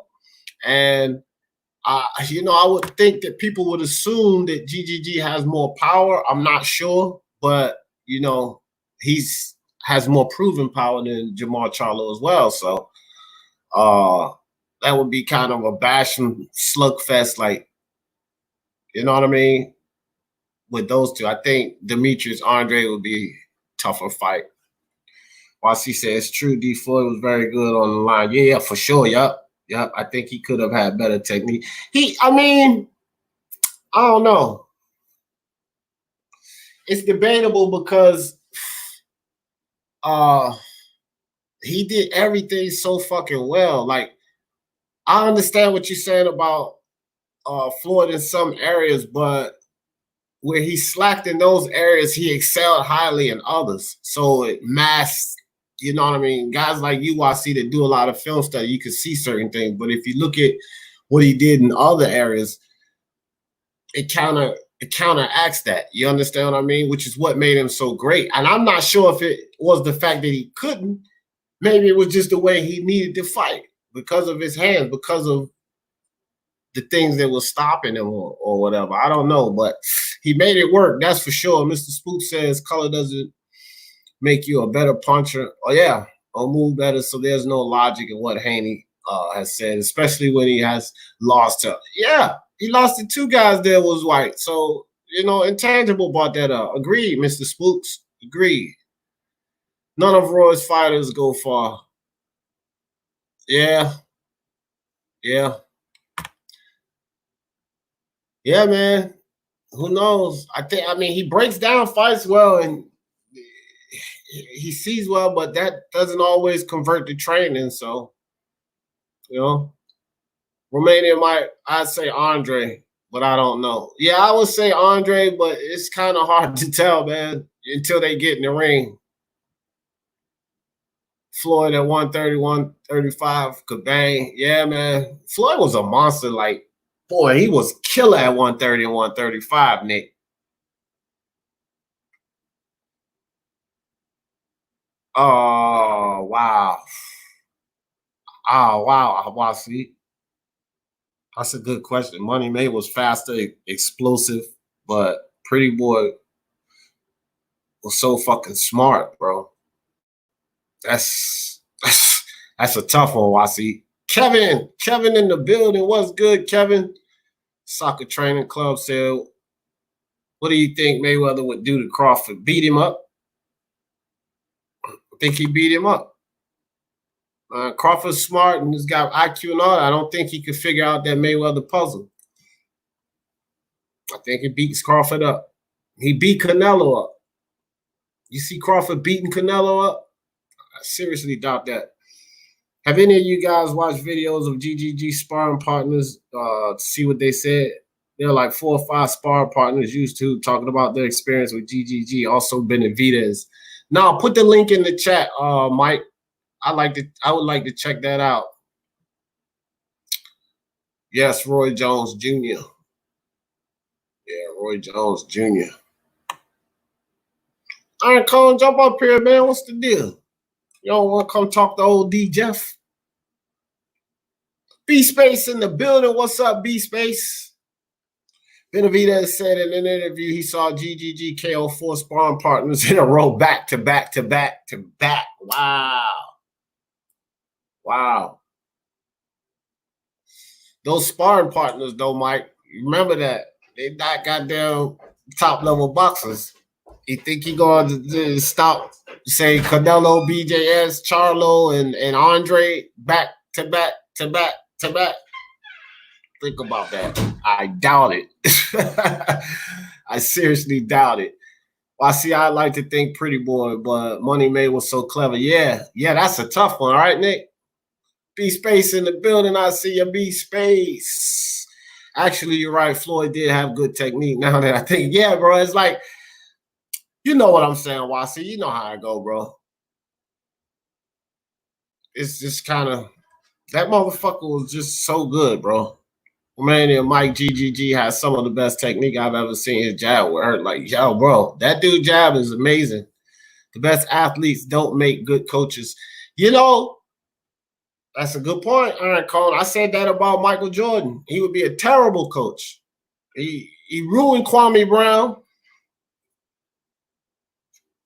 He could have ruined Scottie Pippen, but Scottie Pippen had a strong will and resilience. So Jordan made it better by being so tough. But Jordan's a dick.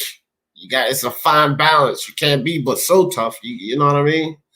Nick Holm, I think Money May personally, just too experienced. Yeah. I think I said it backwards early. Pretty Boy was the younger Floyd. Yeah, Pretty Boy.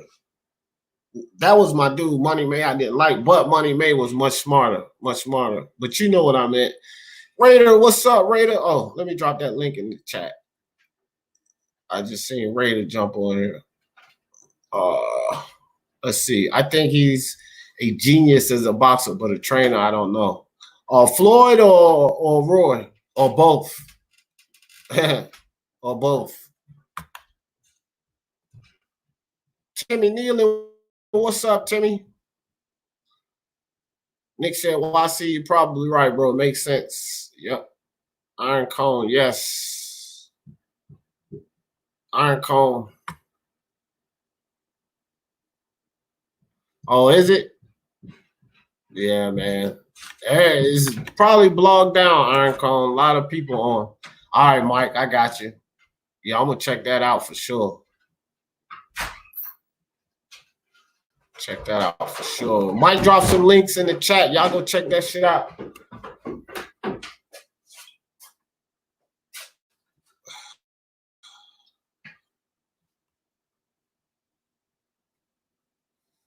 Yeah, that shit. YC said Romania Mike, yeah, he's more athletic than people realize, even at his age. I just think his body is catching up to him. Yeah. You know, one thing, this is one fighter that's undefeated. Never lost a single fight. And I'll debate it with anyone that Father Time has never lost to any fighter, bro. Father Time will win in the end. You know what I'm saying? The motherfuckers get too old. And that shit happens to the greatest, Should we say Floyd probably is a smart guy?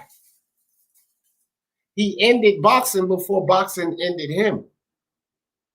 That's really how you want to go out. You want to end the sport before the sport ends you. A lot of athletes allow the sport to end them.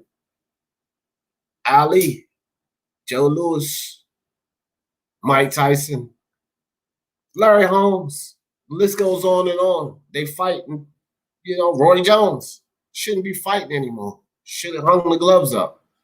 So say what you want to say about Floyd, but he ended the sport. He didn't allow the sport to end him.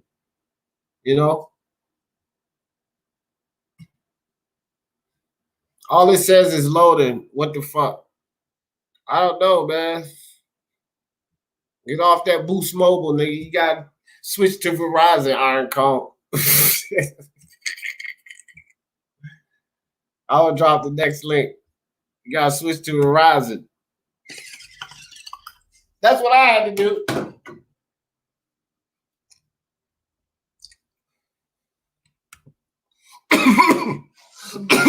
Excuse me.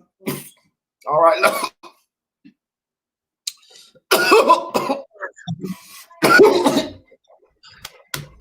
Damn, LA. What's up, bro? What up, D? How's it going? Good, good. Shit, if I could stop coughing. Hey, are you in your basement or what? Yeah, my basement. Oh yeah. What's the topic? What are you guys talking about today? Everything really. I started off talking about Gilberto Ramirez. So, what do you think? Him versus Eleider Alvarez. Damn, that's a good fight. That's a good fight. Shit, I don't know, man. That's like a 50-50 fight for me. What do you think? Yeah, it's what I said too. That's the same thing I said too. I think that's an excellent fight. I would definitely like to see Ramirez take a fight like that on. You know what I mean? Yeah, for sure. There it is. Yeah. Who has he fought anybody at 175 yet or no? Jesse Hart. Oh yeah, Hart. Oh yeah.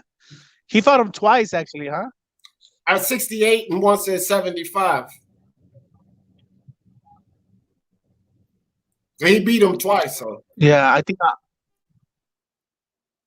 Yeah, and those were tough fights for him too. You know? He's not been looking bad either, so it's not like he beat up some garbage guy. Hart's been looking pretty decent, so that's a good win for Judo. Yeah, but he kind of had a little bit of tough time with Hart, no? A little bit. Yeah, no, he had some work. A really good fight. But they caught each other. I was just talking about this earlier. They caught each other with hooks. They traded hooks. Pow! Caught each other flush. He hurt Hart. Hart didn't hurt him. Gilberto showed a very good chin. You see what I mean? And he hurt Hart. He had Hart stumbling and everything after they traded those hooks. So, but they were banging it out, bro. Shit, you got to go watch the second one. The second one was a battle. Like, that shit was good. Yeah, hell yeah. The second one was good. I remember that. So who's is there anything lined up for Zurdo yet or not yet? No. So actually I was talking to him actually, to tell you the truth, behind the scenes and shit, right? Oh shit, hell yeah. And I was kind of waiting out. I wanted to get him on here and kind of ask him some questions because Mike Coppinger put out some shit about him wanting to lead Top Rank, but I seen on Instagram that Zudo was like, no, that's a lie. So I want to get down to the bottom of that. One thing for sure, I think him staying there, that will lead to the Alvarez fight, which is what I want to see. So I wanted to ask him about that too. Well, what's the deal with the Alvarez fight? You know what I mean? Hey, if you need a translator, let me know. You know what I mean? Yeah, I mean, he speaks English. Who, Zurdo? Yeah. Does he? I don't even, oh yeah, he does a little bit, huh? He writes. He damn sure writes it really well. Yeah. You know what? I think he does speak a little bit of English. Yeah. Hell yeah. Yeah, I do need a translator. I'm glad you offered that. I damn sure I got to get your phone number. I'm gonna give you my phone number because I damn sure will how you do that. It's a damn shame I don't know Spanish, and I feel ashamed. Nah, you shouldn't. You Puerto Rican, D. What's going on? I know, bro. I don't listen. I'm an American raised black and Puerto Rican, and I grew up around the Negroes. My cousins grew up. Nah, even like my kids. Like my kids, I didn't know Puerto Rico, so they know Spanish, huh? Is your No, I'm saying my kids. I didn't speak to my kids in English at all when they were when now they're small. So now they know Spanish, but my son, that little guy, he doesn't want to speak Spanish. So yeah, that's how my cousins, my aunt spoke to them in English, and their father Puma spoke to them in fucking Spanish all the time. So they grew up like both languages. You know what I mean? Yeah, I have a friend of mine who's I think he said he's from Kenya. I can't remember. I think it's either Kenya or someplace else, and he can turn off his accent at will. Yeah, that's sweet. Yeah, like he talks in the accent around his parents, but he doesn't talk in the accent around us. He Right. sounds like he was born in America. That's sweet right there. Man, Solo, what's up with you, fam? What's his name? Idris Elba could do that shit too. Cause he's British, but you listen to that motherfucker. Remember that show The Wire? When he first was on that show, Stringer Bell, I didn't even know that motherfucker was British. I thought he was from New York or some shit like that. That motherfucker. Actually, one person I didn't know who was British who does an amazing like accent as an American is man. You seen 12 Years a Slave? 12 Years a Slave. Nah, I haven't. Have you seen Four Brothers? Yeah, I seen Four Brothers. Oh yeah, Four Brothers. Yeah. Okay, you remember the guy at the end that he had to fight where they had to shove inside the ice? Yeah, he's British. He's British. I didn't know that. I didn't know he was British at all. Like he plays like a good American guy, but he's actually British. Yeah. Well, actors though, they train too. Like actors and singers, they train on those accents. So yeah. Hey, real quick, I wanted to get your take. There's two dudes, YouTubers, which we know they're like, they're part of the community, our community, that they're kind of like not going at it, but they're talking about what Devin Haney said. I'm pretty sure you guys know who they are. Yeah. I wanted to see what's your take on it. Like what do you? Stupid as fuck. He's an idiot for saying it. Like that's my take on it. Like he's gonna lose. He's gonna lose. He could lose sponsorships. He could lose a lot by saying that dumb shit. What happened? Devin Haney said, "Ain't no white boy gonna beat him." Oh yeah, I just heard about that. I just came from that was a dumb thing to say. IBT, what's up with you? So, my take on it, it was a stupid thing to say. I think that he probably needs to retract or come out with some type of formal apology, really to save face. I don't know if he will or not. If you seen the look on his dad's face, and that his dad was kind of nah. If you're gonna say stuff like that, then you have to stand by your word. If you go and start to retract, people ain't gonna take you seriously. So he got to retract battle right because he already been beat by two white dudes. He has. Don't get me wrong, but the fact of the matter is, if you're gonna be willing to say stuff like that, people are not gonna take you seriously if you apologize. You remember when Kevin Hart was saying he was never going to apologize about the stupid comments that people was chastising him about, but he ended up apologizing anyway. Right. Yeah, like it's if you're going to be one of those people that's going to say like that, just in my opinion, he should just not say anything else. Like if you're going to say anything, just like, hey, stand by your word. Because if he retracts now, then people are not going to take him seriously at all. Well, even if it's controversial. It's like this, Battle Rifle. It's like this. When you talk about TV personalities or radio DJs or talk show hosts, yeah, maybe even rappers, I would say, yeah, okay, I get you. He's a fucking fighter, bro. Fuck PR. He need to fucking retract that shit. Fuck that. He's a fighter. It's that like he's not an actor. He's not a talk show host or nothing. Like, fuck that. He needs to retract that, bro. Fighters gotta have the fans on his side. On both sides. You kill your whole white fan base saying dumb shit like that. You understand? He needs to retract that. Yeah, but don't get me wrong. Like, I know people are like they're not gonna believe it if I try to tell them. But Floyd Mayweather has a white fan base, despite him saying, racial remarks against Juan Manuel Marquez and Manny Pacquiao, with the egg roll stuff. He has a white fan base. It's some stuff that people are willing to let go, even though they said crazy stuff before. So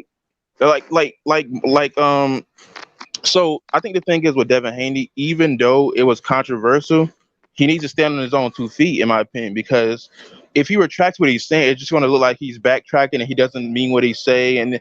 And nobody likes when people just don't. People don't like passive aggressiveness, if you know what I mean. So let's go around the panel on this. Iron Cone, what do you think about that situation with Devin Haney? Then Mr. Two Hands, you jump in there, and then LA, give us your thoughts on it. What you think about it, Iron Cone? Nah, I mean, I spoke about it yesterday on my live. Look, man, Devin Haney's entitled to feel how he feels. If you feel that way, you feel that way, right? But if you're gonna say something like this, because in my other life, I do lectures on history. This is why I get on people when they try to use black things to push their own agendas and to pander to a certain community for clout or whatever. If you're gonna say a comment like that, you have to understand that it's coming with a lot of other baggage with it. It has a history behind it. It has a lot of things behind it. If you're not really going through that situation, it doesn't make sense, in my opinion, to put that on yourself. Because if you listen to the interview, nobody asked Devin Haney if he would lose against a white boy. You know what I'm saying? Nobody asked him that. He volunteered that, just like Bernard Hopkins. Devin Haney is in a situation where 2020 was supposed to be a big year for him. So now he's home. He has a lot of time on his hands. He's doing a bunch of interviews, and he's trying his best to, I don't know, raise his profile in some way.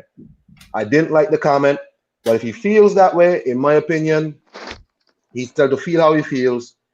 If you say this, though, understand what comes with it. I don't want to hear shit after this about people hating on you. I don't want to hear it. You feel how you feel. Go ahead. I think the thing, you know what? Go ahead. I'm sorry. I don't want to talk about people. No, I mean, you know, I pretty much went in on this yesterday on my life, so that's just a snippet of how I feel. Like, hey man, if you feel you entitled to feel how you feel, but don't allow people to turn you into a caricature of what they want you to be, like how they did to Wilder, where they turn Wilder into some kind of fucking character, Black Power character or whatever. If that ain't you, that ain't you, and nobody asks you if you're gonna lose to a white boy. You volunteered the information. You know what I'm saying? So, hey, that's me. Mr. Two Hands, what's up with you, fam? Man, salute to everybody on the chat. Peace. What's good, D? Man, look, man. What up? Hold on, right quick, Mr. Two Hands. I want you to answer this question first, and then move on to that, because this live was about Gilberto Ramirez. Who you think wins between him and Eleider Alvarez? Me and Eleider had it 50-50. I think Eleider Alvarez wins. I mean, Zurdo hasn't been. Yeah, I think Eleider Alvarez wins. Zurdo hasn't been active for a year and a half, and if you look at Zurdo's freaking track record, man, all he's fucking kicked over is tomato cans. I wanted to see Zurdo do something. Like, I really want. If he fights Eleider Alvarez, that's great. You know what I'm saying? I just want to see him fight a top guy. It's just like right now, it's just like, bro, it's like you got a whole bunch of record. You got a lot of bodies on your record, but they just bodies. You know what I mean? They don't have no name behind them. I just want to see him fight somebody, man. Dude just ain't been active. That's just how I feel about it. But I like the kid. Yeah, he put a whooping on Jesse Hart ass. Yeah. And I mean, you know, that's Jesse Hart, but you know what I'm saying? Like I said, I like the kid. He's just in a position that, you know, a few other fighters are in. You know, got the goods, passed the eye test, man, but just want to see them in there with another decent dance partner. Yeah. So what about this Haney comment? There ain't no white fighter gonna be. What do you think about that? All right, now, you know, I come at this it's gonna be a few different angles, but like I said, man, I'm a father of two daughters. Both of my daughters are halfway. I never subscribed to racist shit. You know what I'm saying? I feel like, you know, there's no way I could defend Devin Haney. The only defense that I could have for Devin Haney is he's young.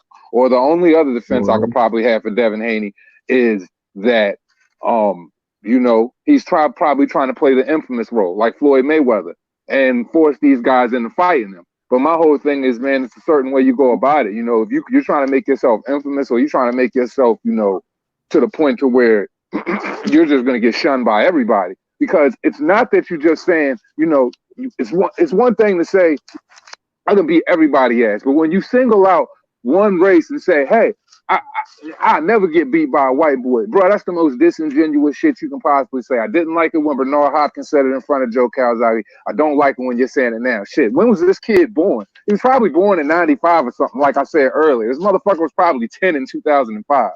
My whole thing is, dude, it's not just bad on you. It's not just bad on your career, but it's bad on other people of color as well. We're going to take that hit right along with you. And in a time right now where everybody's coming together in a harmonious fashion, considering we're all suffering the same thing, you can literally say for once in our lives that the whole world is going through the same thing. and there's empathy there. You know, people are really caring, you know, shit like that. And then when you say something like that, it makes things so divisive and it makes things so bad for you, bruh.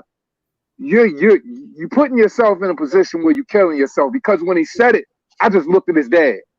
And his dad's eyes got so big, he couldn't say anything and defend him or check him right there. His son is a grown man. He's going to bump his head. He's going to make his own mistakes. But at the same time, it's like, you know, he checked him off the phone like, yo, bruh, that wasn't the move, you know, and you can't backtrack from it. Now, like me and Mark were saying earlier, if you go through 135, you beat Luke Campbell, you go up to 140, you beat Josh Taylor, you beat Ivan Baranchik, you know what I mean? Then cool.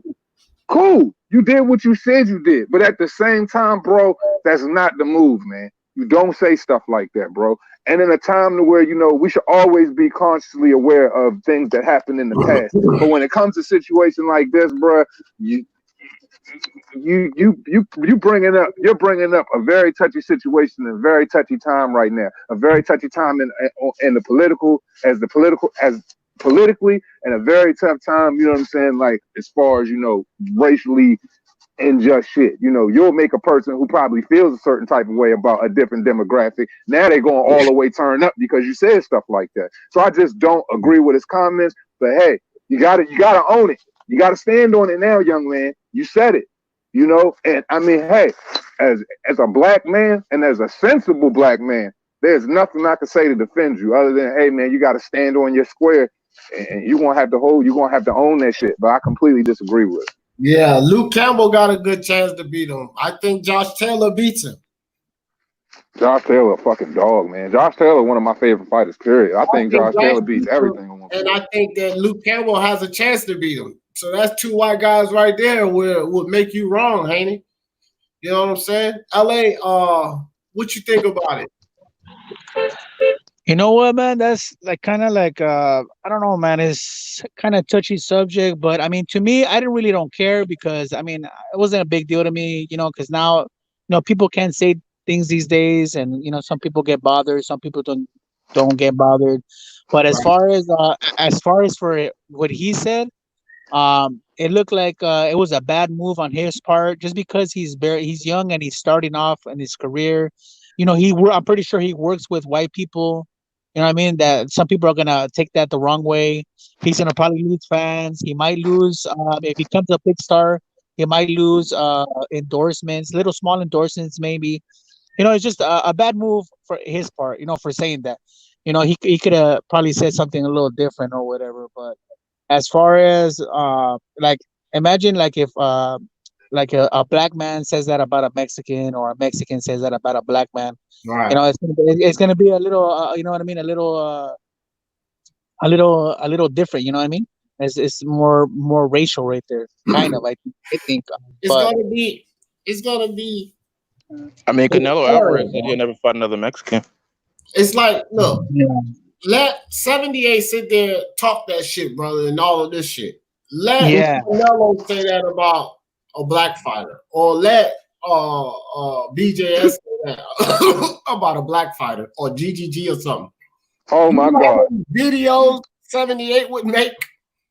Fuck 78, the whole world. It would go outside of boxing. You would have people that don't even watch boxing, black people going crazy and stuff if Lomachenko said something like that. My whole thing is the energy would be completely different for African Americans. So I definitely don't condone it. Looking at it from that fact, the scales don't balance out, bro. He just shouldn't have said that shit.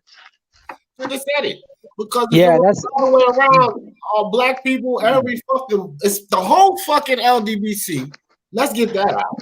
Every one of the motherfuckers would make a damn video if or Usyk or Callum Smith or something said that shit. Yeah, that's what I was saying. You know, like if it would have been like, say, like if black would have said, I mean, a Mexican would have said that about a black, or vice versa, a black and a Mexican. Like say Canelo, if Canelo would have said that, that's why ain't no black dude gonna. Man, that would have been crucified, bro. Hell yeah, he would have. I mean, he already catching heat. Canelo already catching heat for saying he don't want to fight no more Mexicans. He catching heat for that. So imagine if he came out saying no black man gonna beat me. Man, oh my God, they would crucify that man, dog. Anytime it comes to black folks and racial banter in their direction, bruh, it could be the smallest thing. You go in the fucking store. A white woman goes in the store with her kid. She buys her kid a little silverback gorillas. The little kid fucking probably loves fucking gorillas. Some black person sees that shit, they gonna say that shit racist. Yeah. You know what I mean? Like that's the type of shit. Like the African American community is like the LGBT community. They touchy. You can't say shit. The smallest little thing you're violating. But they can say any fucking thing they want to say. Cause you sit up and you look at some of these YouTube channels, the guys that's homosexual, and you listen to them, they say whatever the fuck they want to say about any and everybody. But if you say something about the LGBT community, you're gonna get crucified. You say something about the African American community, you're gonna get crucified. But they feel like they can say whatever the fuck they want about anybody. Call white people devils, and it's okay. Let the white person call you a nigger, and it's a crime. But you can't call somebody a faggot, though. Right. I'm not a nigga, but you can call me that. Like I said, both communities are fucking super touchy about everything coming their way, but they can say out their mouths any fucking thing they want. Like, that's the double standard, bro. My whole thing is this. People should just always be, cognitively responsible, man. Consciously aware of the shit that they say out their mouth. You should always think before you speak, bro. Like, words are the most damaging thing you could put out there. Once you throw that shit out there, it's redundant, but that shit you can never get it back, man. So what he says, he can never get it back. And every time somebody has said something like that, if you look back on history, every time a fighter has said some shit like that, he is paid for it. And it has become a mark in history that people just run back and play redundantly because it's fucking hilarious and we just watch them get creamed in the freaking ring. Like, that stuff never works out. That's what I was saying, because I'm trying to speak slow so I don't say something I don't mean. Mm-hmm. And the thing about it, when I came to Devin Haney, I agree with everything you said. I was saying that, what he said was, I don't agree with it personally, like the way he's going about it, even if he really believes that. But I think that if anything, if they give, they interview him, like, what do you think? Like, what did you mean by your comments? Just be like, hey, I said what I said, and I don't really need to speak much else on it. I think that's just should be his response. Like, if he tries to backtrack, like I said, like, nobody's gonna take him seriously. Right. You're 100% right. Iceman said, Young Pharaoh said he would kill Bill Gates. Let me tell you something. If that kid said that dumb shit, then it won't be long before he get his channel shut down. That just shows why you shouldn't even follow a clown like that, because it shows how immature, it shows how off his rocker is, and it shows it shows his lack of intelligence. Because anybody would know that motherfucker wouldn't even get 100 yards. He wouldn't even get within 100 yards of Bill Gates. Bro, you're talking about a man that's worse. He's talking about a man that just gave away like $24 billion. You know what I mean? Man, this is an idiot, bro. We already knew he was an idiot with Glovegate, but now, it's solidified. He's a solidified idiot. So this goes out to Young Pharaoh. You idiot. Now. Absolutely. My thing is, man, as a people, man, we got to stop acting like motherfucking blacks is the only people to be oppressed. We got to stop acting like, black plight is above everything else. We're not the only people that went through some shit. I could think of, a struggle of 60 million individuals who got murdered and mass murder.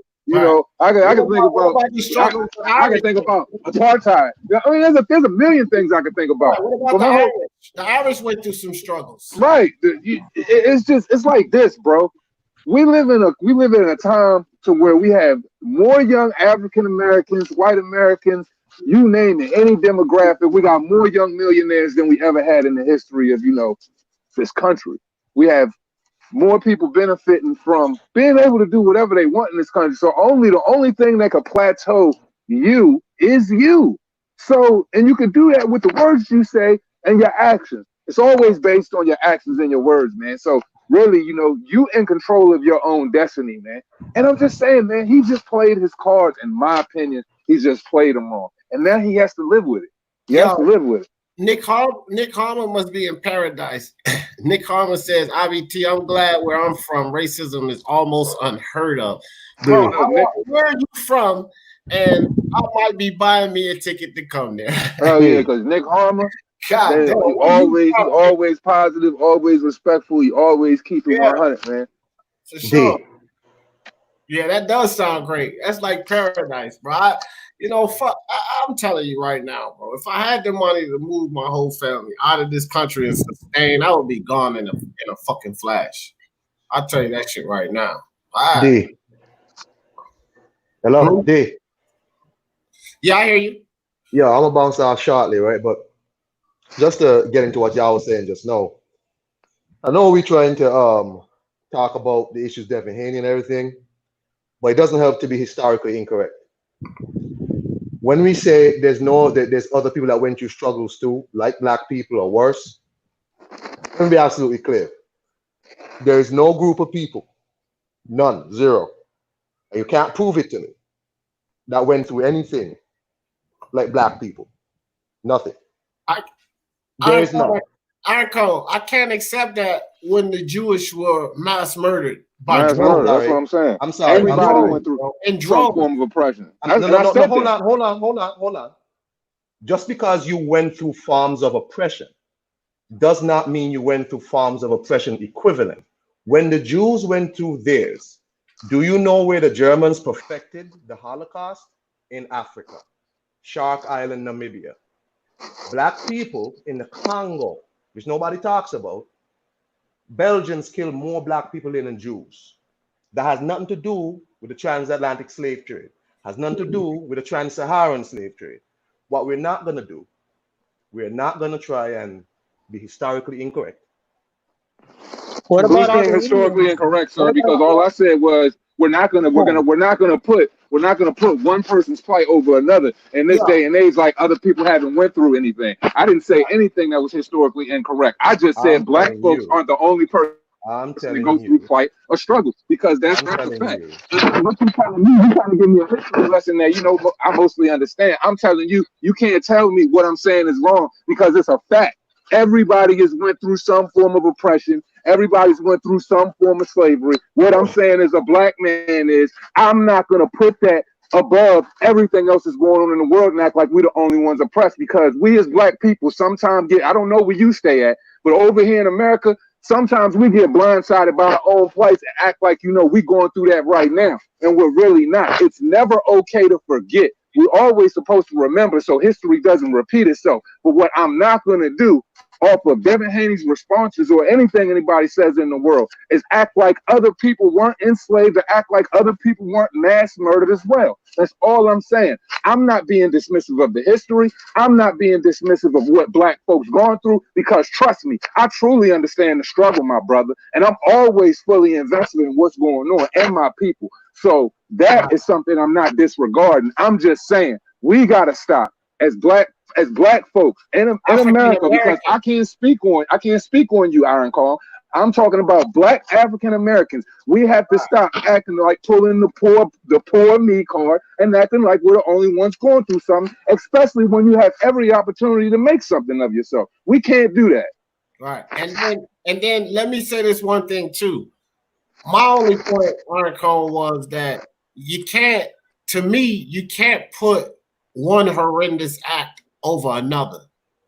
Well, hold on, let me finish, bro. He tried to commit genocide on the whole fucking race. It's horrendous what he did. So what happened to black people is also horrendous. I don't put horrendous acts over, so this was more horrendous. No, they were both horrendous acts, and it was terrible that it happened to either of these people.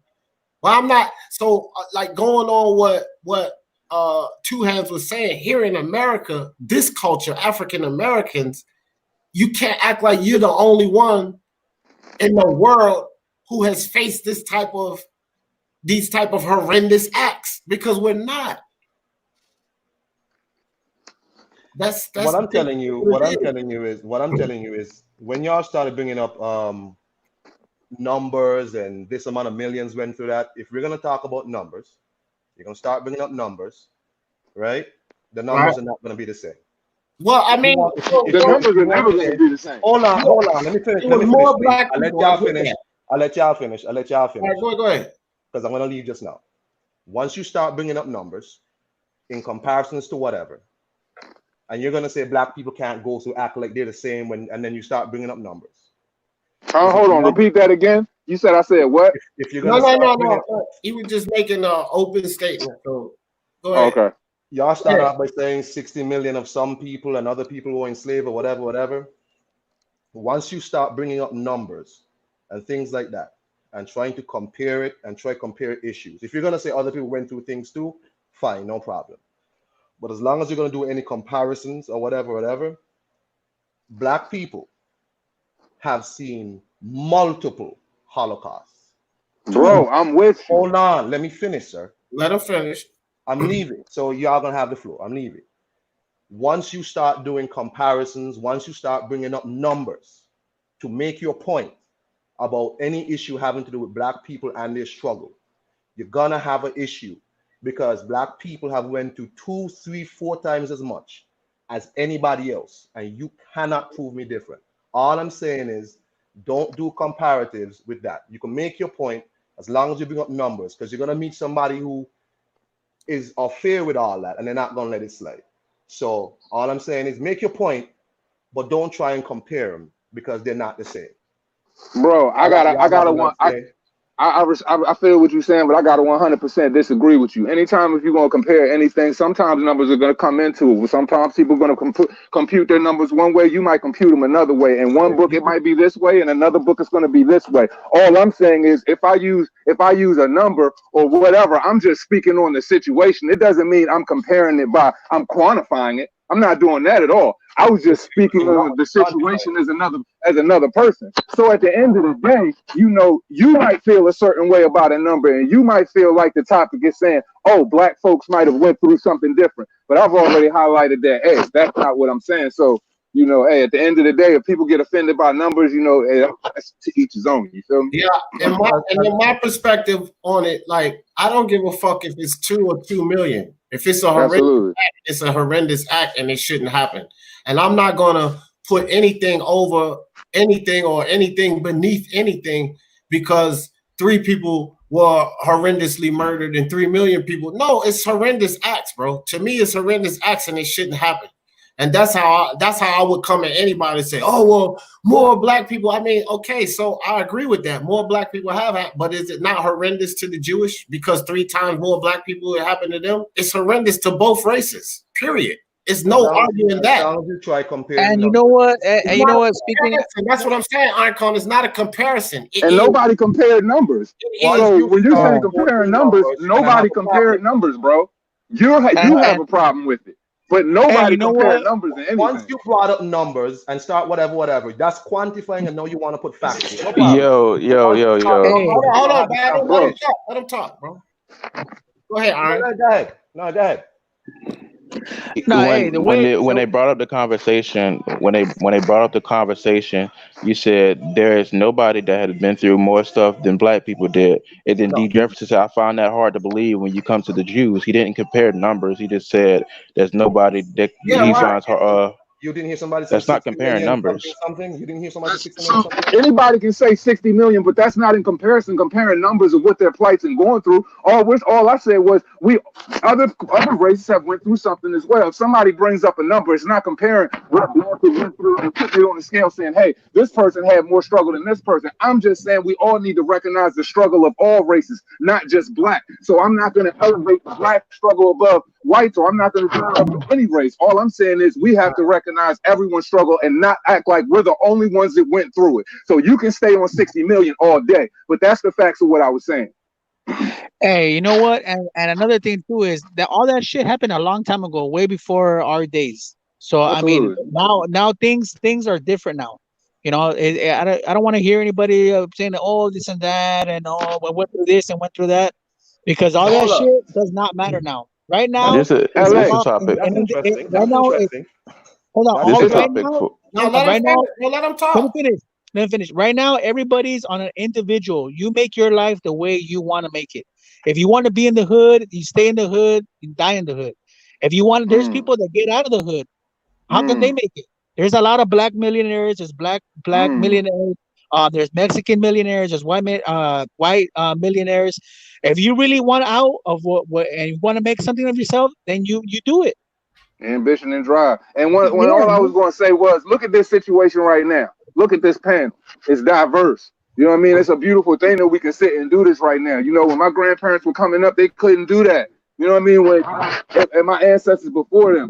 You know, at the end of the day, bro, like racism is a very, very touchy subject, and it's not one that I like to touch. And unfortunately, you know, Devin Haney just said something that would help us get that directed us to this topic. But at the end of the day, all I'm saying is we can't be blind. We can't be blind to the things that's happened. We always must remember at the end of the day.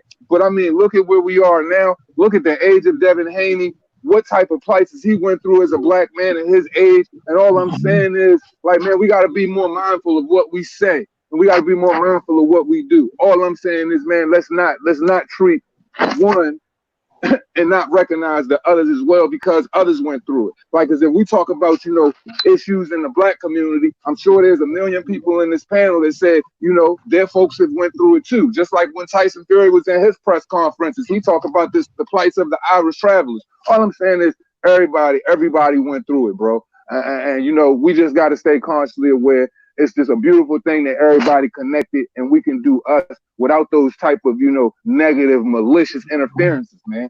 And let's just keep, you know what I'm saying, moving forward, man. Bro, I was just talking on, I'm always on so many lives, but we were speaking something on this the other day, and I was talking about the ghetto mentality. And so I'm piggybacking off of what LA said. And I was speaking about how it's a fucking cycle in the ghetto, because these mothers teach the young girls, and motherfucker can't tell me that I'm being stereotypical or nothing, because I grew up in the fucking projects. Okay. So mothers teach their daughters that's going to have babies and live in the projects how to beat the system and how to feed off the system. But nobody around them is teaching them how to start a business, how to go to college, how to get out of that hood. They're teaching them how to stay in, how to stay dependent. But you will hear so many African-American people say, the government keeping me down. Ain't nobody making you stay in the fucking hood, bro. Hey, so D. how's the government keeping you down? Yep. Hey, D, why is it that all of a sudden in this era we in right now, we got all this freedom of choices, and you know, like I said, we got more young black millionaires under 30, white millionaires of all demographics than we've ever had in fucking history. And right now, you got individuals that's got these whole pro-black conspiracy theories, and you know they so pro-blackity black, and talk about they held down and oppressed by the government and the quote-unquote white man. But my thing is this: if you know the liquor stores in the hood, if you know abortion clinics are in the hood, if you know Planned Parenthood is right around the corner, if you know drug dealers on every corner, and they call your neighborhood a project, what does that mean?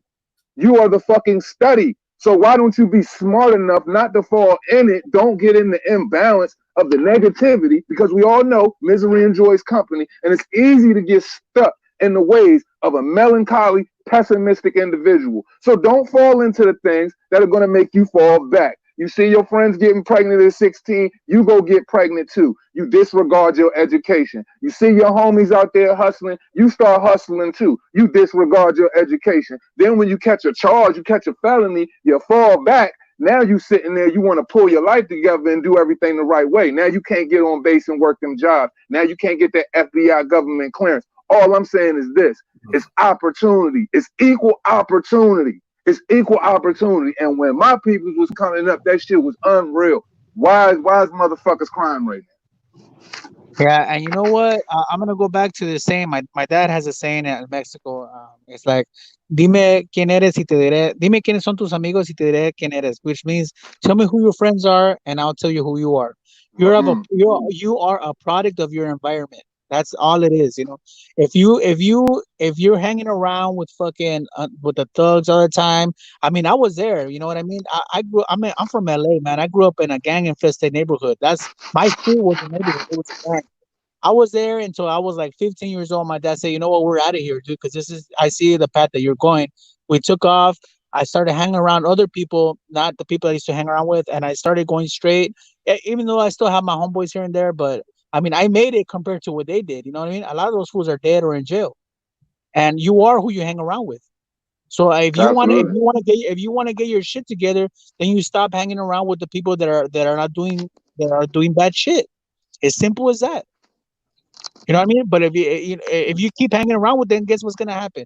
You're gonna fall in the same footsteps, and that 100%. goes And for I'm everybody. That goes for exactly. everybody. And I'm a product of that. I fell into that. I'm the dude who had his door kicked in. I'm the dude that got caught with pounds of weed with a gun. I'm the dude that got the felony. I'm the dude that had to go do the time. I'm the dude that had to come out, correct my life, bust my fucking ass, fill out 8,000 fucking applications, busting down these doors every day, begging these managers, talking to these people, trying to get a job, knocking these doors down, knowing I had a 2-year-old daughter that I had to feed, doing whatever I had to do to get a job, whether it was flip a burger or sweep a fucking floor. I did whatever I did until I figured out to get myself in a position where I work for a nonprofit organization, where I go out and I help first-time home buyers get in their home, where I help people keep their fucking lights on, where I help people that don't have a home fucking sleep in the church for a night, or give them money for a fucking hotel for an evening. You know, I had to fucking start from the fucking ground up. You know what I'm saying? I was all the way up. I got knocked all the way the fuck back down and got the fuck up. And never once did I blame it on the white man. Never once did I blame my problems on fucking society. And never once did I blame anybody for what I'm going through. So all I'm saying is I'm talking for me. I'm not speaking facetiously about anybody else and telling no story. I always use mine first because I walk that shit. So I don't give a fuck about a motherfucker complaining about, you know what I'm saying, they problems as a black man, because I am that black man and I went through that. So I'm telling motherfuckers, so hopefully they won't go through it too. Yep, I agree 100%, man. You gotta if you want it, you gotta go out there and get it. You just can't let things come to you and blame other people for shit that happens to you. You know what I mean? Yeah. And you know what? One thing that I would like to talk about too is, I have a lot of family in jail and prison. One thing for a person that comes out of prison and trying to get a job is almost impossible, because now they got to put that on the application. They got to put that on the application, and then they don't get no calls. So what do they do for money if they're not getting the calls back? They got to resort to going. Yeah, they got to resort to going back to what they're doing before. And guess what's gonna happen? They're gonna get busted again, and it's just a cycle, and it just keeps going and going.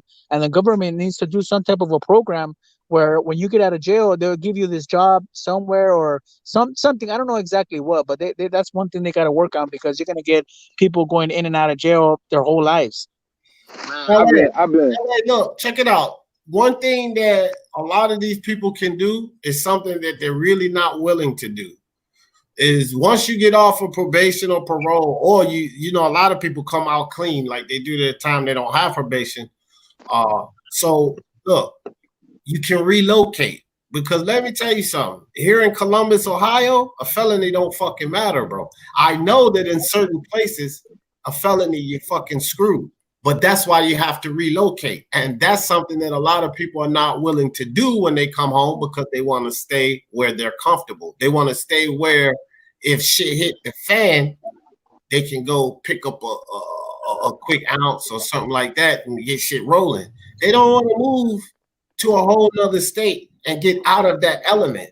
This is what I did. This is how I landed in Columbus, Ohio. I've been here for 7 years, because even though I was legal there, when shit hit the fan, I'll keep it honest with y'all. When shit hit the fan, I call my man. Just like that. I was like, bro, you know what I mean? So you have to relocate. If you stay in the place that doesn't allow felons to progress, then you're not going to progress. But there are plenty states. I've been in like 26 states in this country because I was doing commercial construction. There are plenty states, bro, where they're felon friendly. Yeah, and you know what? That's one thing that I want to touch on too. Like anybody who's been in prison or whatever, if you want to get a job, go to construction sites. Those construction sites have a lot of people, convicts and stuff like that are trying to change their life around and trying to get a job and get a trade. And that's one thing that I do recommend. Anybody that's been in prison and can't get a job anywhere, you really want to change your life, go to a construction site, go any of those constructions, get a trade going, and they will hire you. You got to start off at the bottom, but I mean, at least but you still gonna get some bread though. Yeah, exactly. And not get locked the fuck up. And to answer your question, Iron Kong, about feeling as though all black people got equal opportunity in America. I said clearly to you while you were on the chat, while you talking in the chat, I clearly said that you wasn't American, and I don't know what you're going through. But as far as every black person having equal opportunity, if you want me to be so elaborate and so intricate with what I'm saying, so you'll get it, so it tickles your fancy, here we go. Absolutely. As a black man myself, of course, we're gonna have our own problems. Of course, racism is real. But at the same time, when I was born, you can birth me right next to a white baby. When I got up and I started walking, I had the same opportunities he had. Regardless, somebody looked at me, I had to work harder. I still had to get mine. Everybody knows that other people had to work harder than others in certain situations. It don't change anything. It don't change the way life is. It don't change the way life was. But I know what I'm working with. As a black man, white men know what they working with or whatever. Every race does. So I work with that shit. I don't complain about whatever it is. I'm saying, yeah, everybody got an equal opportunity, bro. Shit. Yeah. My president was just black. You know what? Unpopular opinion. You know what? The only people that kind of don't have equal opportunity are probably like illegal immigrants. Those guys are fucked, dude. If those guys don't work, they can't get no unemployment. They don't got no social security number. They gotta work. They got no fucking choice. They can't go on unemployment. They gotta find out a way to get money. So all I'm saying is, man, unpopular opinion. Unpopular opinion. Yeah, I know a lot of people ain't gonna like this. But Floyd said a while ago, if he was white, he would be a billionaire. I don't think that's true. I think the simple fact that it doesn't matter as he is unapologetically black, and he makes so many people mad, including the racists, which is the reason he makes so much money. You 100% correct. It's his infamy that made him a billionaire. Yeah, if he's so infamous, if he was just white and he just talked bad about black people, that'd be a different story. But if he if people wasn't so pissed off about him, they wouldn't tune in. So that's a fact. I don't like statements. I don't like statements like that. Like, if he was white, he would have been a billionaire and all of this dumb shit. Like, let me tell you something, bro. Floyd could have been a billionaire, and it has nothing to do with being white. But I will tell you this right now. You stupid fuck. You idiot, Floyd Mayweather. You probably spent $300-400 million easy in flossery. Had you invested that shit in something like Berkshire, you would already be a billionaire. You idiot. And it has nothing to do with your skin color. But you wanted to go floss and put your money all across the table, buy watches every fucking week, every fucking car that come out. Don't blame it on being black. This is the problem. This is the shit that Mr. Two Hands started with, bro. You got to hold yourself fucking accountable as an African American. You can't blame shit on a fucking white man. This motherfucker's worth hundreds of millions of dollars and still blaming shit on the white man. Shit. And the fact he already he a self-made billionaire is fucking bullshit. And he's made all of his money by pandering and using and combating himself against other races, especially with the Mexican community. That's how Floyd funded, made all of his money, wearing Mexican gear, coming in the stadium and stuff like that, making people hate him so he can earn a dollar. My whole thing is this, bro. Stop saying if you was going to be white, you was going to be this or be that, because, bro, you sitting around here buying $20 million watches, bro. I don't know. That's fucking ignorant. That's ignorant. $20 million. So if you want to talk about funding people or helping people out or what you do and saying, oh, I do this for people off camera, whoop-de-whoop-de-whoop, yeah, that's cool. But you just bought a $20 million fucking watch. Oh, you know what you could have did with that $20 million for the neighborhoods, bro? Come on, man. And then you saw a box. He go one better, Mr. Two Hands. Floyd, you threw off $20 million in watch. Tyler Perry, who's close to your net worth, he gave away $20 million. Now, at the end of the year, Tyler Perry can write that $20 million off. What do you get, Floyd? Yeah. Hey, real quick. Hey, I gotta bounce. I'm gonna fucking do some grocery shopping. But hey, man, thanks D for having me on. Battle Rifle. Mr. Two Hands. I don't know who just came in right now. Okay, yeah, but thanks, guys. You guys have a good one, man. All right, you too, brother. Okay, your match, bro. What's up, fam? What's good with you? Not much right here. I've been listening to you guys for a while, and it's it's a very interesting subject. I agree with pretty much everybody. I heard you guys talking about no excuses and all that. But just to follow up on the Floyd, that was the next topic up. Don't forget, Floyd went broke. He went broke for a while, and he had to come because he had to retire, and he had to come back to boxing when he had supposedly borrowed money from 50 Cent and all that. So he already been there, done that. So he shouldn't be complaining. He already went broke and had to come back to boxing. So it's his fault why he went broke. And Dude, what is up with this thumbnail? How dare you disrespect my dude like that? I just playing with you. I'm just playing. What thumbnail? Manny Pacquiao's the great. He got Pacquiao stretched on the canvas as his thumbnail. Hey, that was by a lightweight too. Left him face down, ass up. Well, I'm gonna tell you who it was by. Marquez. And Juan Manuel is 100%. Yeah, that was Juan Manuel, one of the greatest nights. Pacquiao, he just got caught. It happens. Yeah. No, he got. No, you know what? He was actually whooping Marquez ass. Marquez started winning the fight, and then he knocked down Marquez, and he was putting hands on Marquez already. It was gonna be like the rest of the other 3 fights when he had whooped Marquez up. And yeah, that's true. I admit it. Marquez caught him with the right hook. Man, we're not gonna act like Marquez ain't really win both of them fights, man. Come on now. He did. I'm not saying he didn't, but he was losing that fight when he got that knockout. Yeah, I'm just saying it was just shocking the fact that his weight and everything, the way he knocked him out, that shit was probably the worst fucking knockout of his career, man. I mean, Manny Pacquiao was a small guy coming up too, so I mean, yeah, definitely. He came up from 106, I believe, right?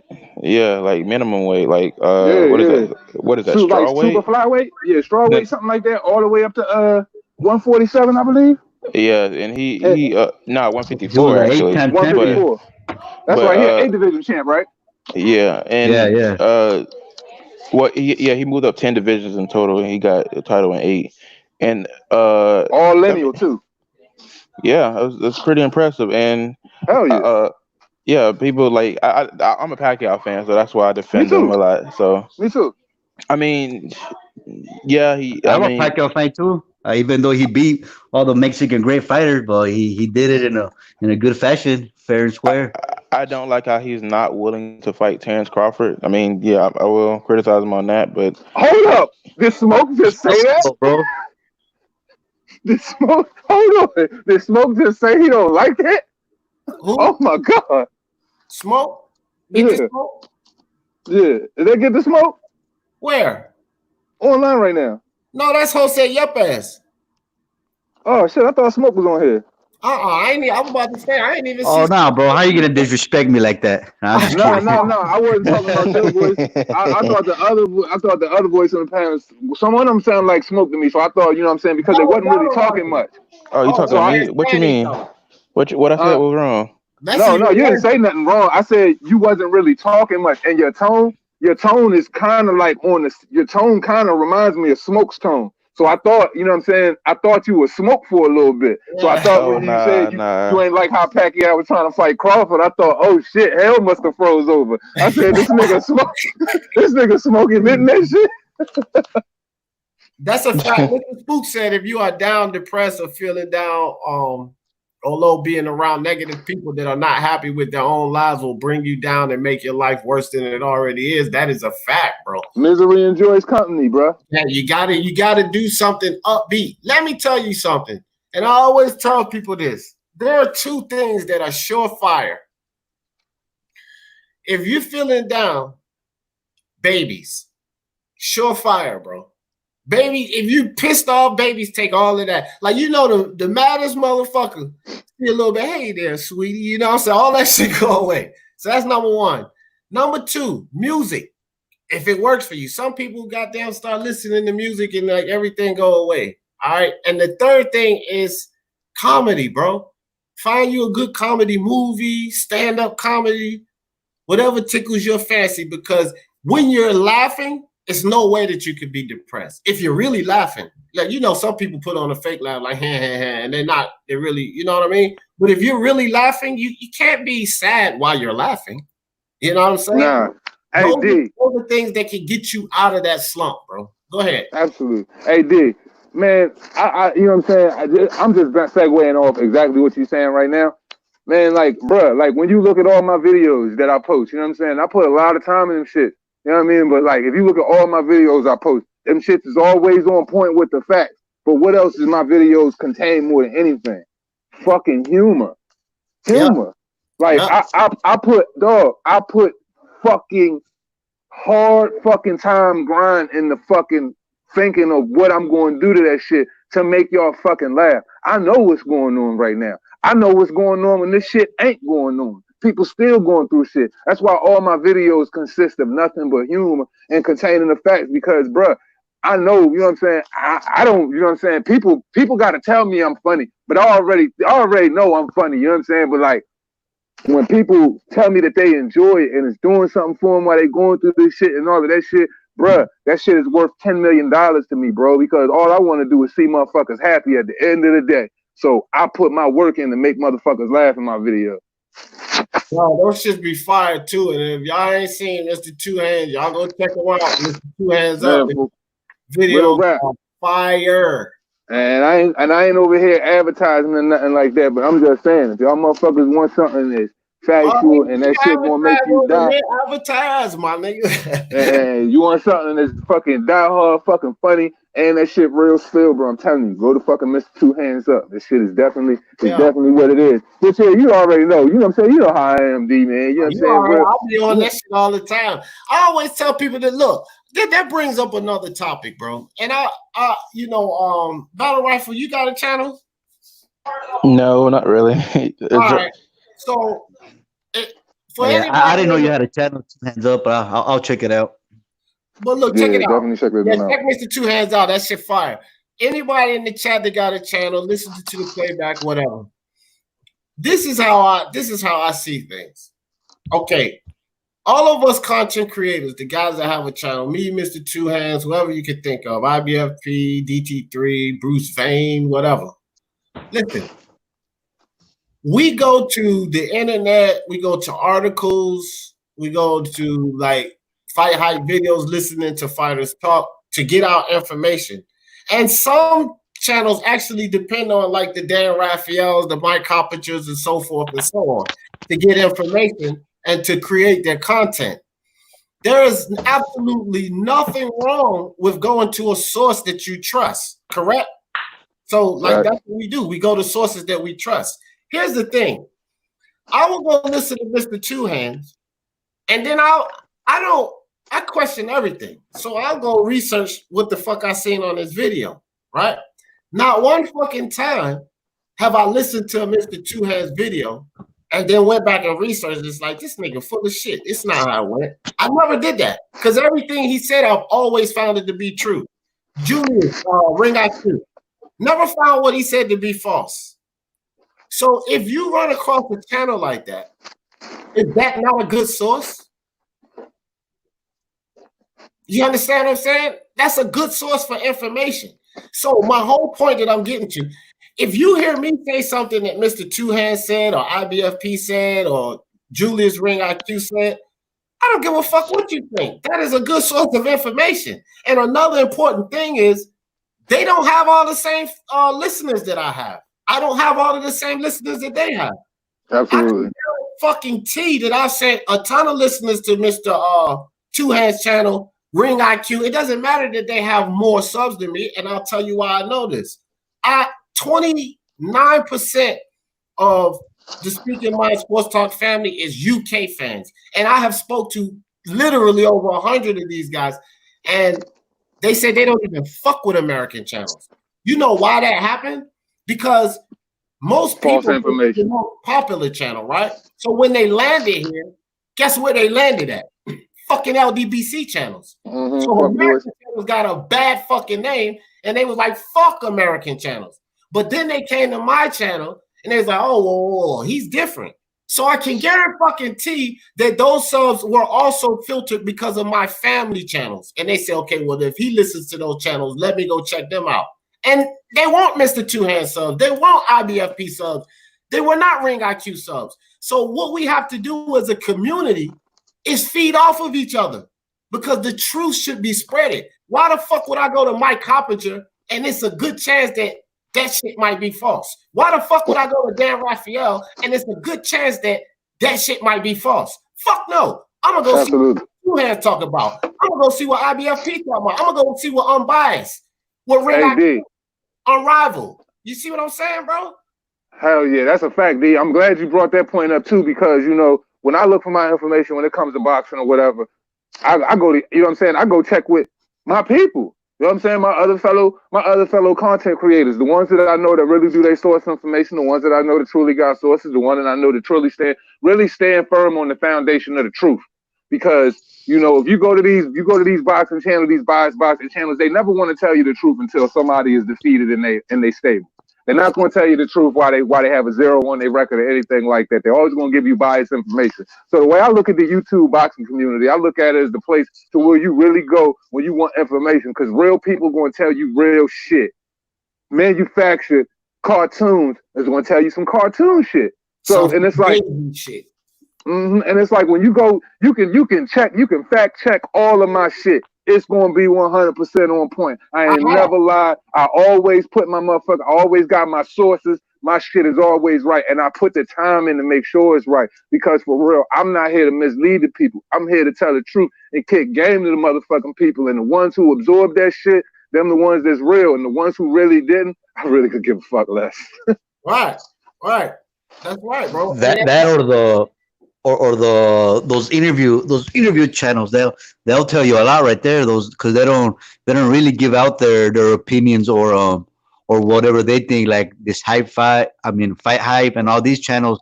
They really don't give out their opinions. All they do is they interview the fighter, because for whatever reason they have the access, right? So they interview the fighters and that's it. ES News, all they do is they interview, they post their videos, and that's it. And everybody else gets their opinions, and they try to twist the words from the interviews that they do, right? Like the other day, for example, Errol Spence, he came out on the PVC, I forget his name, but he came out on some channel. I think it might have been a Fox or PVC, and they interviewed him. This dude, he straight out told on himself that he was not ready to fight, that he hasn't been clear yet. And what did these other LDBC channels do? They twisted his words. They started talking about he's ready, he's back, he's going to whoop Crawford. Your boy from Alaska started talking about he's going to KO him in 2 rounds. I'm like, dude, did you not see the freaking interview? Spence himself said that he has not been cleared to fight, that he's hoping to get cleared in the next couple of months. I didn't see not one video about that, not one. And it's like, come on, bro. All you got to do is use your own brain sometimes, listen to what they say, and that's it. Hey, yo, look. Hey, man. I'm laughing at, look, it was 2 funny situations, like what Jose was saying. That was funny. And then this nigga. Because you high as Mount Everest, nigga. Iron Call. Yeah, I am. El Jefe, hey, I am too. Man, I don't know how many times I can get on his channel if he's just going to start with the crazy stuff, man. Who? That dude be trolling too hard. El Jefe. No, look. He be trolling way too hard, man. He's a professional. Jefe's funny. I know we in crisis. Go ahead. Hold on. He's still ducking you, El Jefe.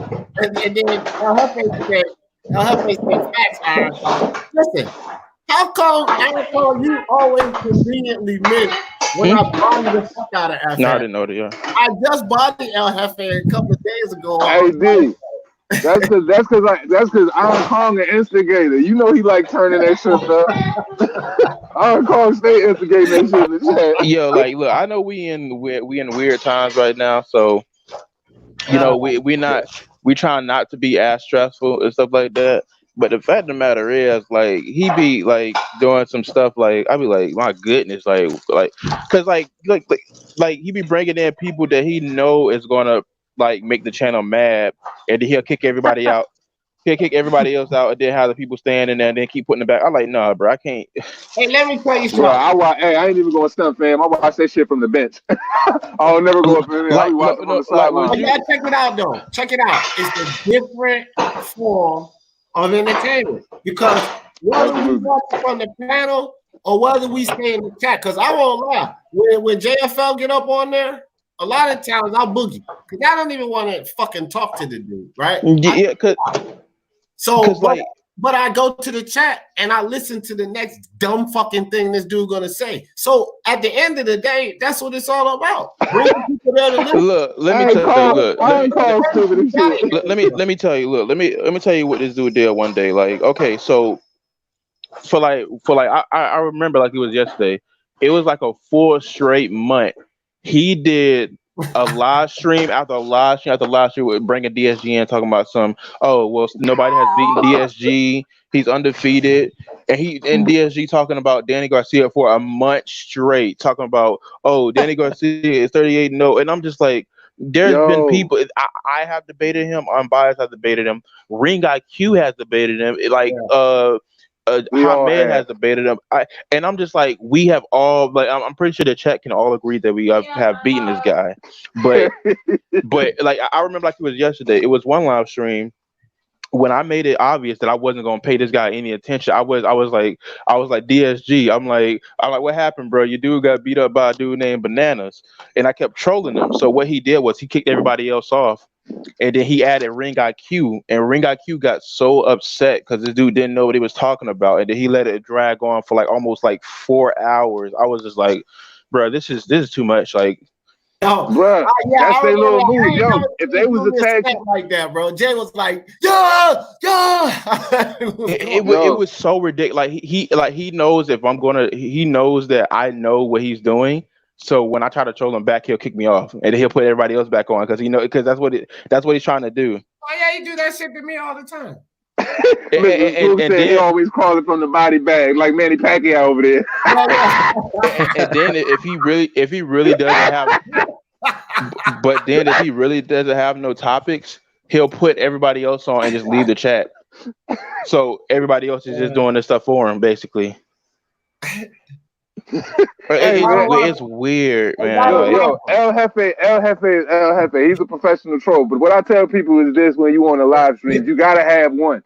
You gotta have one because I will definitely do that, El Jefe. I will definitely do that. It makes it entertaining. I will definitely. It makes that shit entertaining. But bro, I'm telling you, between him and DSG, them niggas is a trip, bro. Because that nigga DSG Swift, bro, he come on that joint every time, two hands.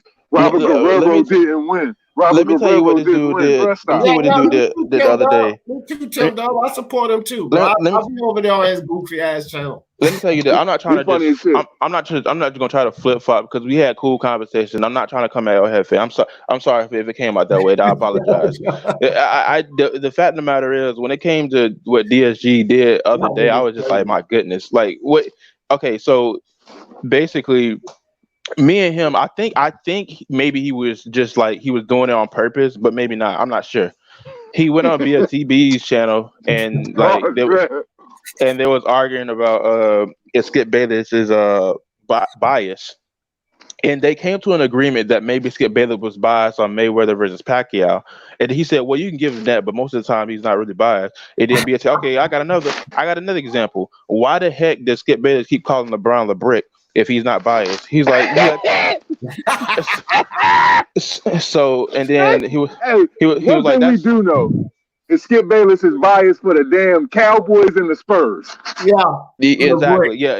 He brought up that too, and then he went on LeBron James. He was like, okay, why did you keep calling LeBron James LeBrick if he scores all these points? And then he said, I got something to show you. I got something to show you right now. And then he showed him the scores that was saying LeBron James the top 3 scorer of all time. And then he was like, I don't know who the heck made these rankings, but that ain't true. I'm like, man, look, man, LeBron a dog, man. Look, I'm always going to be, I'm pro Jordan, man, but LeBron is a dog. He is definitely going to go down as one of the best basketball players to ever do it, but I just think that, I think people, this is what pisses me off about that conversation. I think people don't appreciate LeBron in this era enough.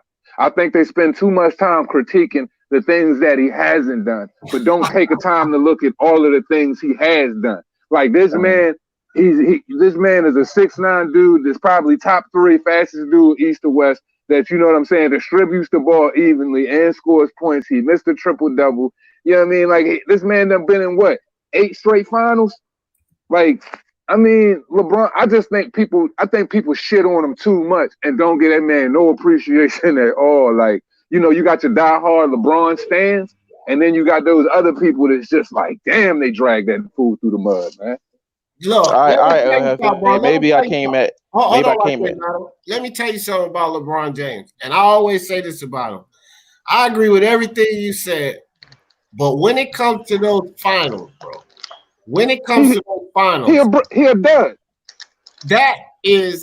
That's the mark on. That's the bad mark on him. Because when you talk about the greats, there is something that's associated with the greats in all sports. Winning. Okay? So LeBron had 9 chances to cash in. Now you look at Jordan, who they want to compare him to. He had 6 chances to cash in. He went 6 for 6. 6 MVPs. He was 100%. LeBron James had 9 chances, which means he had more chances than Jordan. Now, if he was Jordan, which was perfect, that would be 9 for 9. But the motherfucker has 3. That's 33%. So I cannot put him here because of regular season. But he still has 3 championships, though, D. Yeah, he got 3. But you gotta look at the chances he had to cash in, bro. People played their whole. But that don't matter. The chances, what matters are the rings. People played their whole career in all sports and never even get a chance at the title. Not one chance. When you get that chance, you have to cash in, and cashing in is what makes the greats. Magic Johnson, 5-time champ. Tim Duncan, 5-time champ. Kareem, 6-time champ. Cashing in is what makes you. Let me just say this and segue off you real quick. The problem with LeBron is definitely the finals. He don't come through, and this is the biggest problem about LeBron. He don't have that dog in him. He's got hella skills during the regular season. You know what I mean? He'll come down there, but bruh, the fool always slacks off on defense. And let's be honest, he's soft on the D, and he don't go hard in the times of need. Let's be honest, LeBron should be a force at all times. You know what I mean? And his size or whatever, bruh, I'm telling you, LeBron wouldn't win one game. He wouldn't win one game against the Bulls. He wouldn't win one game against Rodman, Rodman, Pippen, and Jordan and them. He wouldn't win because the difference between them boys and LeBron, when it don't go his way, he throws a fit and he gives up on the team. Jordan always made sure to put his guys in the best position, brought his guys up, made them better, and made them win. Don't get me wrong. People like to have their comparisons with LeBron James. I think a common word for it is like the gips, or like getting cold feet when the finals are around. When I used to watch LeBron James back in the day, he didn't used to be that way. He kind of adapted it over time. I think he started getting a little too careless about stepping on these newer guys because the newer guys weren't having it. They weren't just going to just sit there and let this guy shoot on them all day. They were just going to be like, I'm going to press this guy hard. And some of them was getting to him. Like, I think he has the fire there, but he just over time it degraded. Bro, LeBron should have won all 8 of them. Like, look, the only L LeBron should have on his record when it comes to championships is when he was young. I think it was his sophomore season, when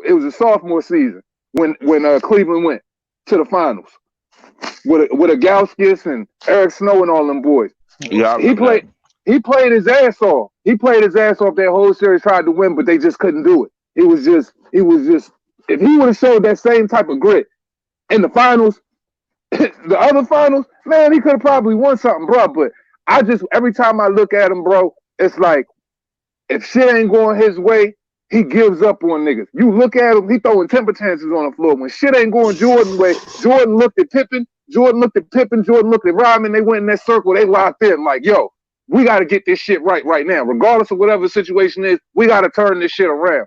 Didn't make no excuses, man. The thing about being a great, having 6 championships, because I could argue shit, if Jordan didn't retire in his prime, he would have won 8 straight. You know what I mean? Because let's be serious. The Rockets wouldn't have beat them damn Bulls. You know what I'm saying? So it's just one of those things where it's like, bro, when you measure Jordan greatness, you got to understand this man was averaging like this man when they played the Phoenix Suns, and I think it was the semis. When they played the Phoenix Suns, that man averaged over 40 points in that finals. He averaged 40 points a fucking game. This man is he's a 6-time champion. What? two-time defensive player of the year. Fucking, it's ridiculous, bro. It's ridiculous. And even when he played at the Wizards, his average at the Wizards at the end of his career was better than most of these stars now. He was still averaging 21 points, putting up 40 a game and shit. 40 years old, like he's just an anomaly, man. Like I just think great players lock in, man. And LeBron, he just don't lock in. Ayob said, D question, what does LeBron have to do to surpass Michael Jordan's legacy? There's nothing he can do. Can he do it? I was about to say that. Look, a lot of people would hate the fact that I said this, right? I don't think he can.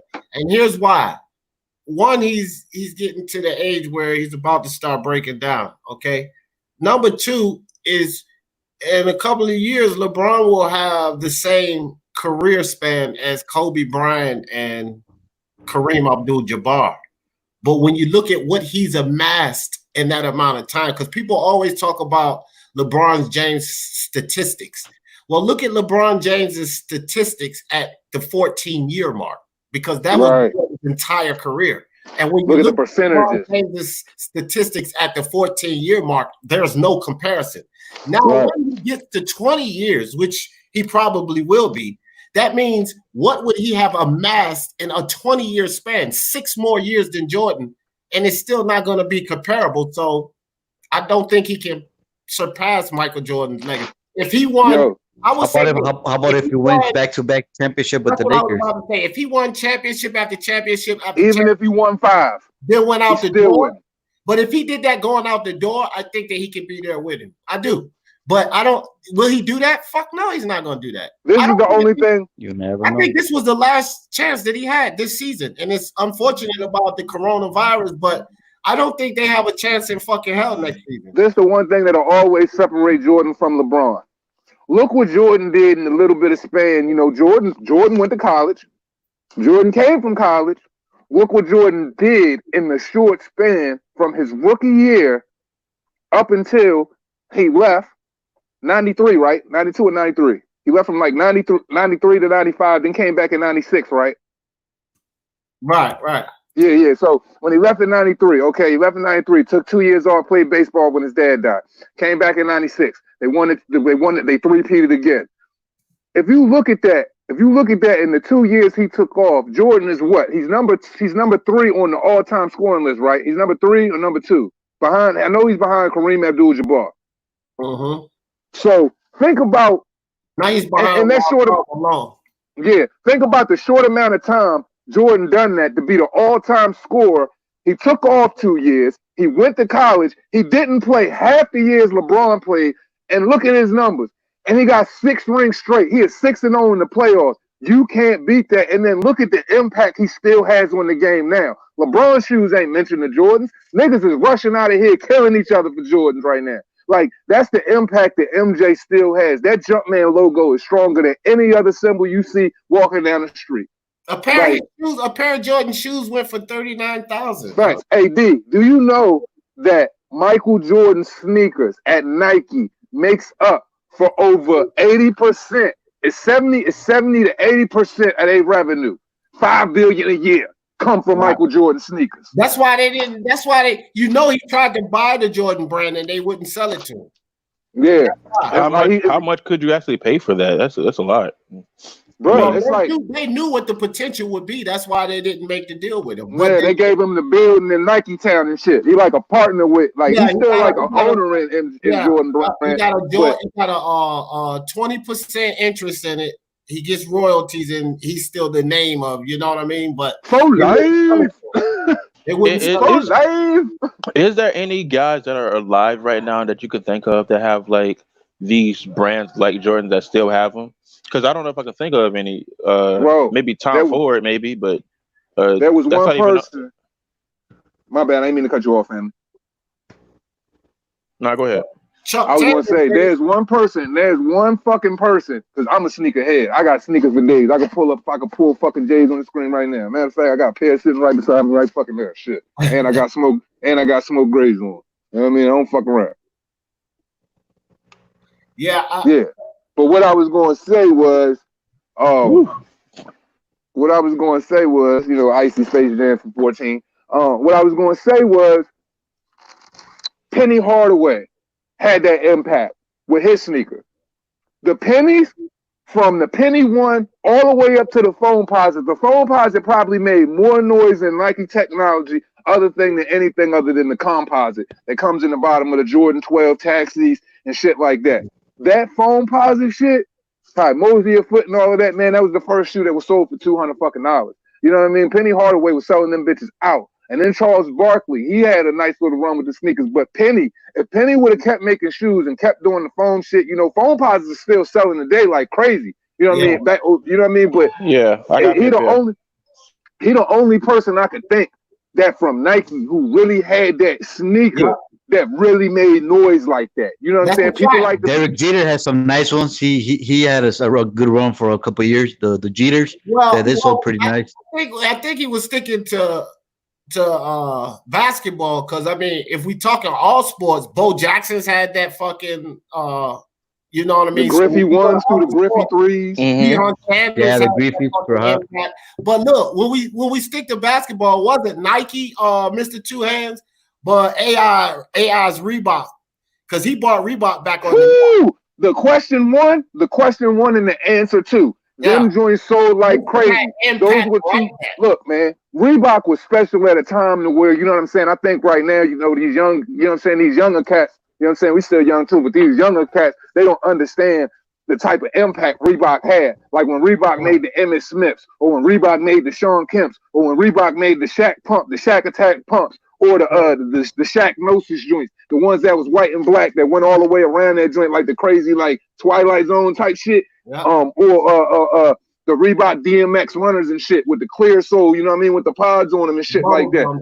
Yeah, like and of course the Allen Iversons, and then we can't even forget about Fila. Fila had a little run with Grant Hill. The Grant Hills were fucking fire. Yeah, the Jerry Stackhouse were fire. Like there's so many shoes that like, man, really everything from the 90s, every shoe from the late 80s to the I would say about 1999.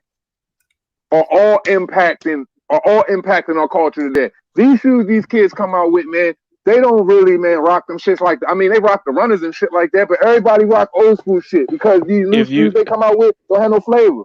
If you watch any show right now that tributes to the 80s, like I think if you ever seen Mind Hunters, if you ever seen Stranger Things or Glow. Yeah, I fuck with Stranger Things. Almost everybody is wearing Reeboks. Yeah, Stranger Things is fire. Almost everybody's wearing Reeboks. Yeah, Reebok obviously put them on the map, bro. Because it's a documentary about that, about how Allen Iverson actually saved Reebok. He did because they were getting ready to be put under by Adidas and Nikes. They were about to be put under. And Allen Iverson bought the fucking company back single-handedly. That's why they gave him a lifetime contract. And he's getting ready to get this year, matter of fact, his money from he releases over 10 pair. He releases over like 10 pair of questions a year. I bought 2 pair this year. I bought the Hoyas. The Hoyas came out like 3 or 4 months ago. I got the Hoyas, but the thing about, man, Allen Iverson and Reebok that made it so fucking monumental and what really changed the game for sports. I'm so glad it's separated from Nike, even though I'm a full-time Nike head, and I think Nike make the best fucking sneaker right now, Nike and Adidas. But what Allen Iverson did when he went there, they let him be himself. They let him have his identity, which carried into the sport of basketball, where he kept his dreads. You know what I'm saying? He rocked the tattoos. He was the young fly kid wearing the bandana, had the cool shoes on. All Allen Iverson said, he wanted his shoes to be fresh. That was it. And they went behind and they campaigned him. They marketed him in the fashion which how he carried himself. You know what I mean? Fly, young, dude with cornrows, really, you know what I'm saying, addicted to the hip hop culture, dressed with swag, and they let him embrace that and they put that around, advertising. So, what they did with Allen Iverson was fucking monumental and historic, bro. It'll probably never be done again. You know what I mean? I think the only other person who got a fucking sneaker like that probably impacts since Allen Iverson for real, what Yeezy did going to 2 different companies, that was special. Going from Nike, creating the fucking Yeezy 1, creating the Yeezy 2, them bitches sold for thousands of fucking dollars. The Red October probably gonna go down as one of the fucking most monumental sneakers of all time. Then going over to Adidas because Nike didn't want to give you creative rights. You took your shit to Adidas, sold the shit out them Yeezy Boosts, and was outselling Nike. You know what I mean? So he's the only other person I can give respect to. Yeah, I'm gonna be honest. When the first Yeezys came out, I thought it was so ugly. I was just like, these things ain't gonna sell worth crap. I think a lot of these shoes are ugly. Some of them nice, but some of them ugly as fuck. Man, these niggas wearing these orthopedic sneakers right now, dog. I'm not feeling it, man. Yeah, I'm not fucking. They wearing these big ass. You talk about the ones that like zip over like the whole like feet, like they zip over. They be having like little gems and shit on, and they got these big ass soles and shit like that. I'm like, bro, why you got on these fucking platform fucking sneakers, man? They're nurse shoes. Man, they like wallaby sneakers. Remember them wallaby? Them Jones remind me. They you know what they is? They remind me of them orthopedic New Balances, man. That everybody grandfather or uncle get. Come outside in the blue jean shorts with them white motherfucking orthopedic New Balance with the blue with the blue. Hey, you ain't gonna be giving New Balance too much. My granny used to wear them all the time. Shit, I wear New Balance right now. I'm from the DMV. 996s, 574s, all that. Them Shacks was nice, dog. I ain't gonna lie. Hey, hell yeah. You talking about the Walmart Shacks? Look at Mr. Two Hands. Look at this. Look at this nigga here. Man, look, man, he trolling, man. I'm gonna let Goofy do Goofy, man. Let Goofy do what he do. Do Goofy shit. You got the link. How many times we gotta drop you the link, dog? You trolling right now. They're gonna link one more time. They've dropped it 3 times for you. I'm kind of young, so I can't really put out on the best shoes. But I remember K-Swiss was big as crap. I wanted to get so. My mama used to put me in the joint. Some shoes they don't even talk about no more. There was big. That Asics was big. Puma was nice. Puma was not. Man, I had some shit of Pumas. I can still wear Puma back there, but Bally's. Remember Bally's, bro? Bally's. Hey, niggas don't remember the BKs. The BKs, British nice. Yup. Yes, sir. The BKs. The kangaroos. I went up to my friends. I went up to my friend and told him, I remember everybody used to wear Baby Nades, but now nobody do. He said, "Are you kidding me?" He said, "People still wear them." Yeah. I didn't know. I didn't know. Vape is lit. That shit's so lit, man. Japan is one of the, you know what I'm saying, one of the places I admire most when it comes to fashion. It's just, you know what I'm saying, Baby Nape is like, you know what I'm saying, on another level, man. Baby Nape is like, you know what I'm saying, Baby Nape is high street fashion. You know what I'm saying? Like you gotta spend a nice little bag to rock Baby Nape. The only thing is I love the style, I love the creativity, man. It's just expensive as fuck. I just won't do it, man. I'm not gonna be no slave to no fucking fashion label. Peace out, John. Thanks for coming through, fam. Yeah, I'm getting ready to shut this thing down, fellas. We at the 3-hour mark. Battle Rifle, give me some closing thoughts, fam. Oh, appreciate you taking me on. I didn't speak much on the Gilberto Ramirez stuff. Maybe he wins. I'm not sure. If the fight happens, I was seeing if he was. I actually wanted him to pop up on here. I was talking to him yesterday. Told him if he had time to jump on, but maybe another time. I didn't even really want to set it up like that, so I just wanted him to jump on. Yeah. Oh, you know him? I don't know him, but I talked to him on. I got his phone number and everything. Man, that'd be amazing if you could. He'll be on. He'll be on. I'll get him on here at some point. Who that? Zerto Ramirez. Oh yeah. It's easy to get the fighters on, man. They fuck with the shit for real. Like yeah. You know what I mean? We got it. Hey, dude, we gotta get in the DMs too. Me, you, and Nuke and shit, man. Talk about some shit like that too, man. Because we got, you know what I'm saying. Just set one up, cause me, Nuke, and Unbiased got one set up. So just set one up, like you know what I mean. Tag me and Nuke. Yeah, every time you drop a message in it, we'll get it and then we'll chop it up and shit. Yeah, that's a fact. I'm gonna hit you on Twitter and shit because we gotta talk about some shit, man. I gotta get you on number too, Mr. Two Hands. Yeah, definitely. I'm gonna send you that joint. Who got it? Yeah, you can get it from Boom, or I'll just send you that joint to your DMs. All right, that's what it is. Hey, I'd say check out D Jefferson's channel because he be having all types of greats on there. He be interviewing Michael Nunn, he be interviewing Reggie Jackson. I think at one point he interviewed Nate Campbell. Who is that? Nate Campbell? No, what channel you was talking about? Drew Titan. Oh, Drew Titan. Okay. You heard of him, right? No. Okay. Yeah. I can. Do you have like? Are you on Hangouts? Do you like? I got it. I don't be on it, but I mean, Yeah, I don't use Hangouts. So I got it. Where, bro? I ain't gonna lie to you, Battle Rifle. I'm on Hangout. I'm on Discord, Facebook, Twitter, Instagram. Like, dog, I'm there. All right, so just what influencers be? Yeah, I'd say just if you could just like put your like Twitter link in the chat and I'll like follow you. Yes, it's all right. I'll put it in there right now. It's at Speak Your Mind, all caps, and then ST lowercase. I'm gonna put it in there right now. All right, bet. Yeah, just type mine in there too. At M2 hands up. No spaces. All right, they go mine. What's yours, Mr. Two Hand?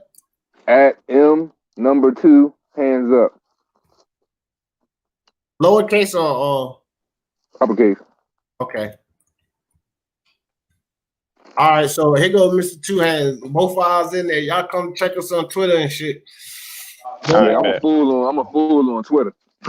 dog, you know we be bugging out on that bitch. Yo, we be tripping on Twitter. That shit fun as hell. It's casuals everywhere, bro. I mean, sometimes like I don't feel like getting on the live. I get on Twitter and fuck around, and then it's so many channels that I'm on. Like I'm on channels, some shit. Follow. I'm following a lot of people on Twitter, so it's always something to see. Oh yeah, hey, dude, I had to shut Twitter down for 3 days, dog. I was on that joint for like 19 hours straight, cutting up. I said I'm getting addicted to this shit. I was dipped up for like 3 days. Instagram? Have you fucked with Instagram?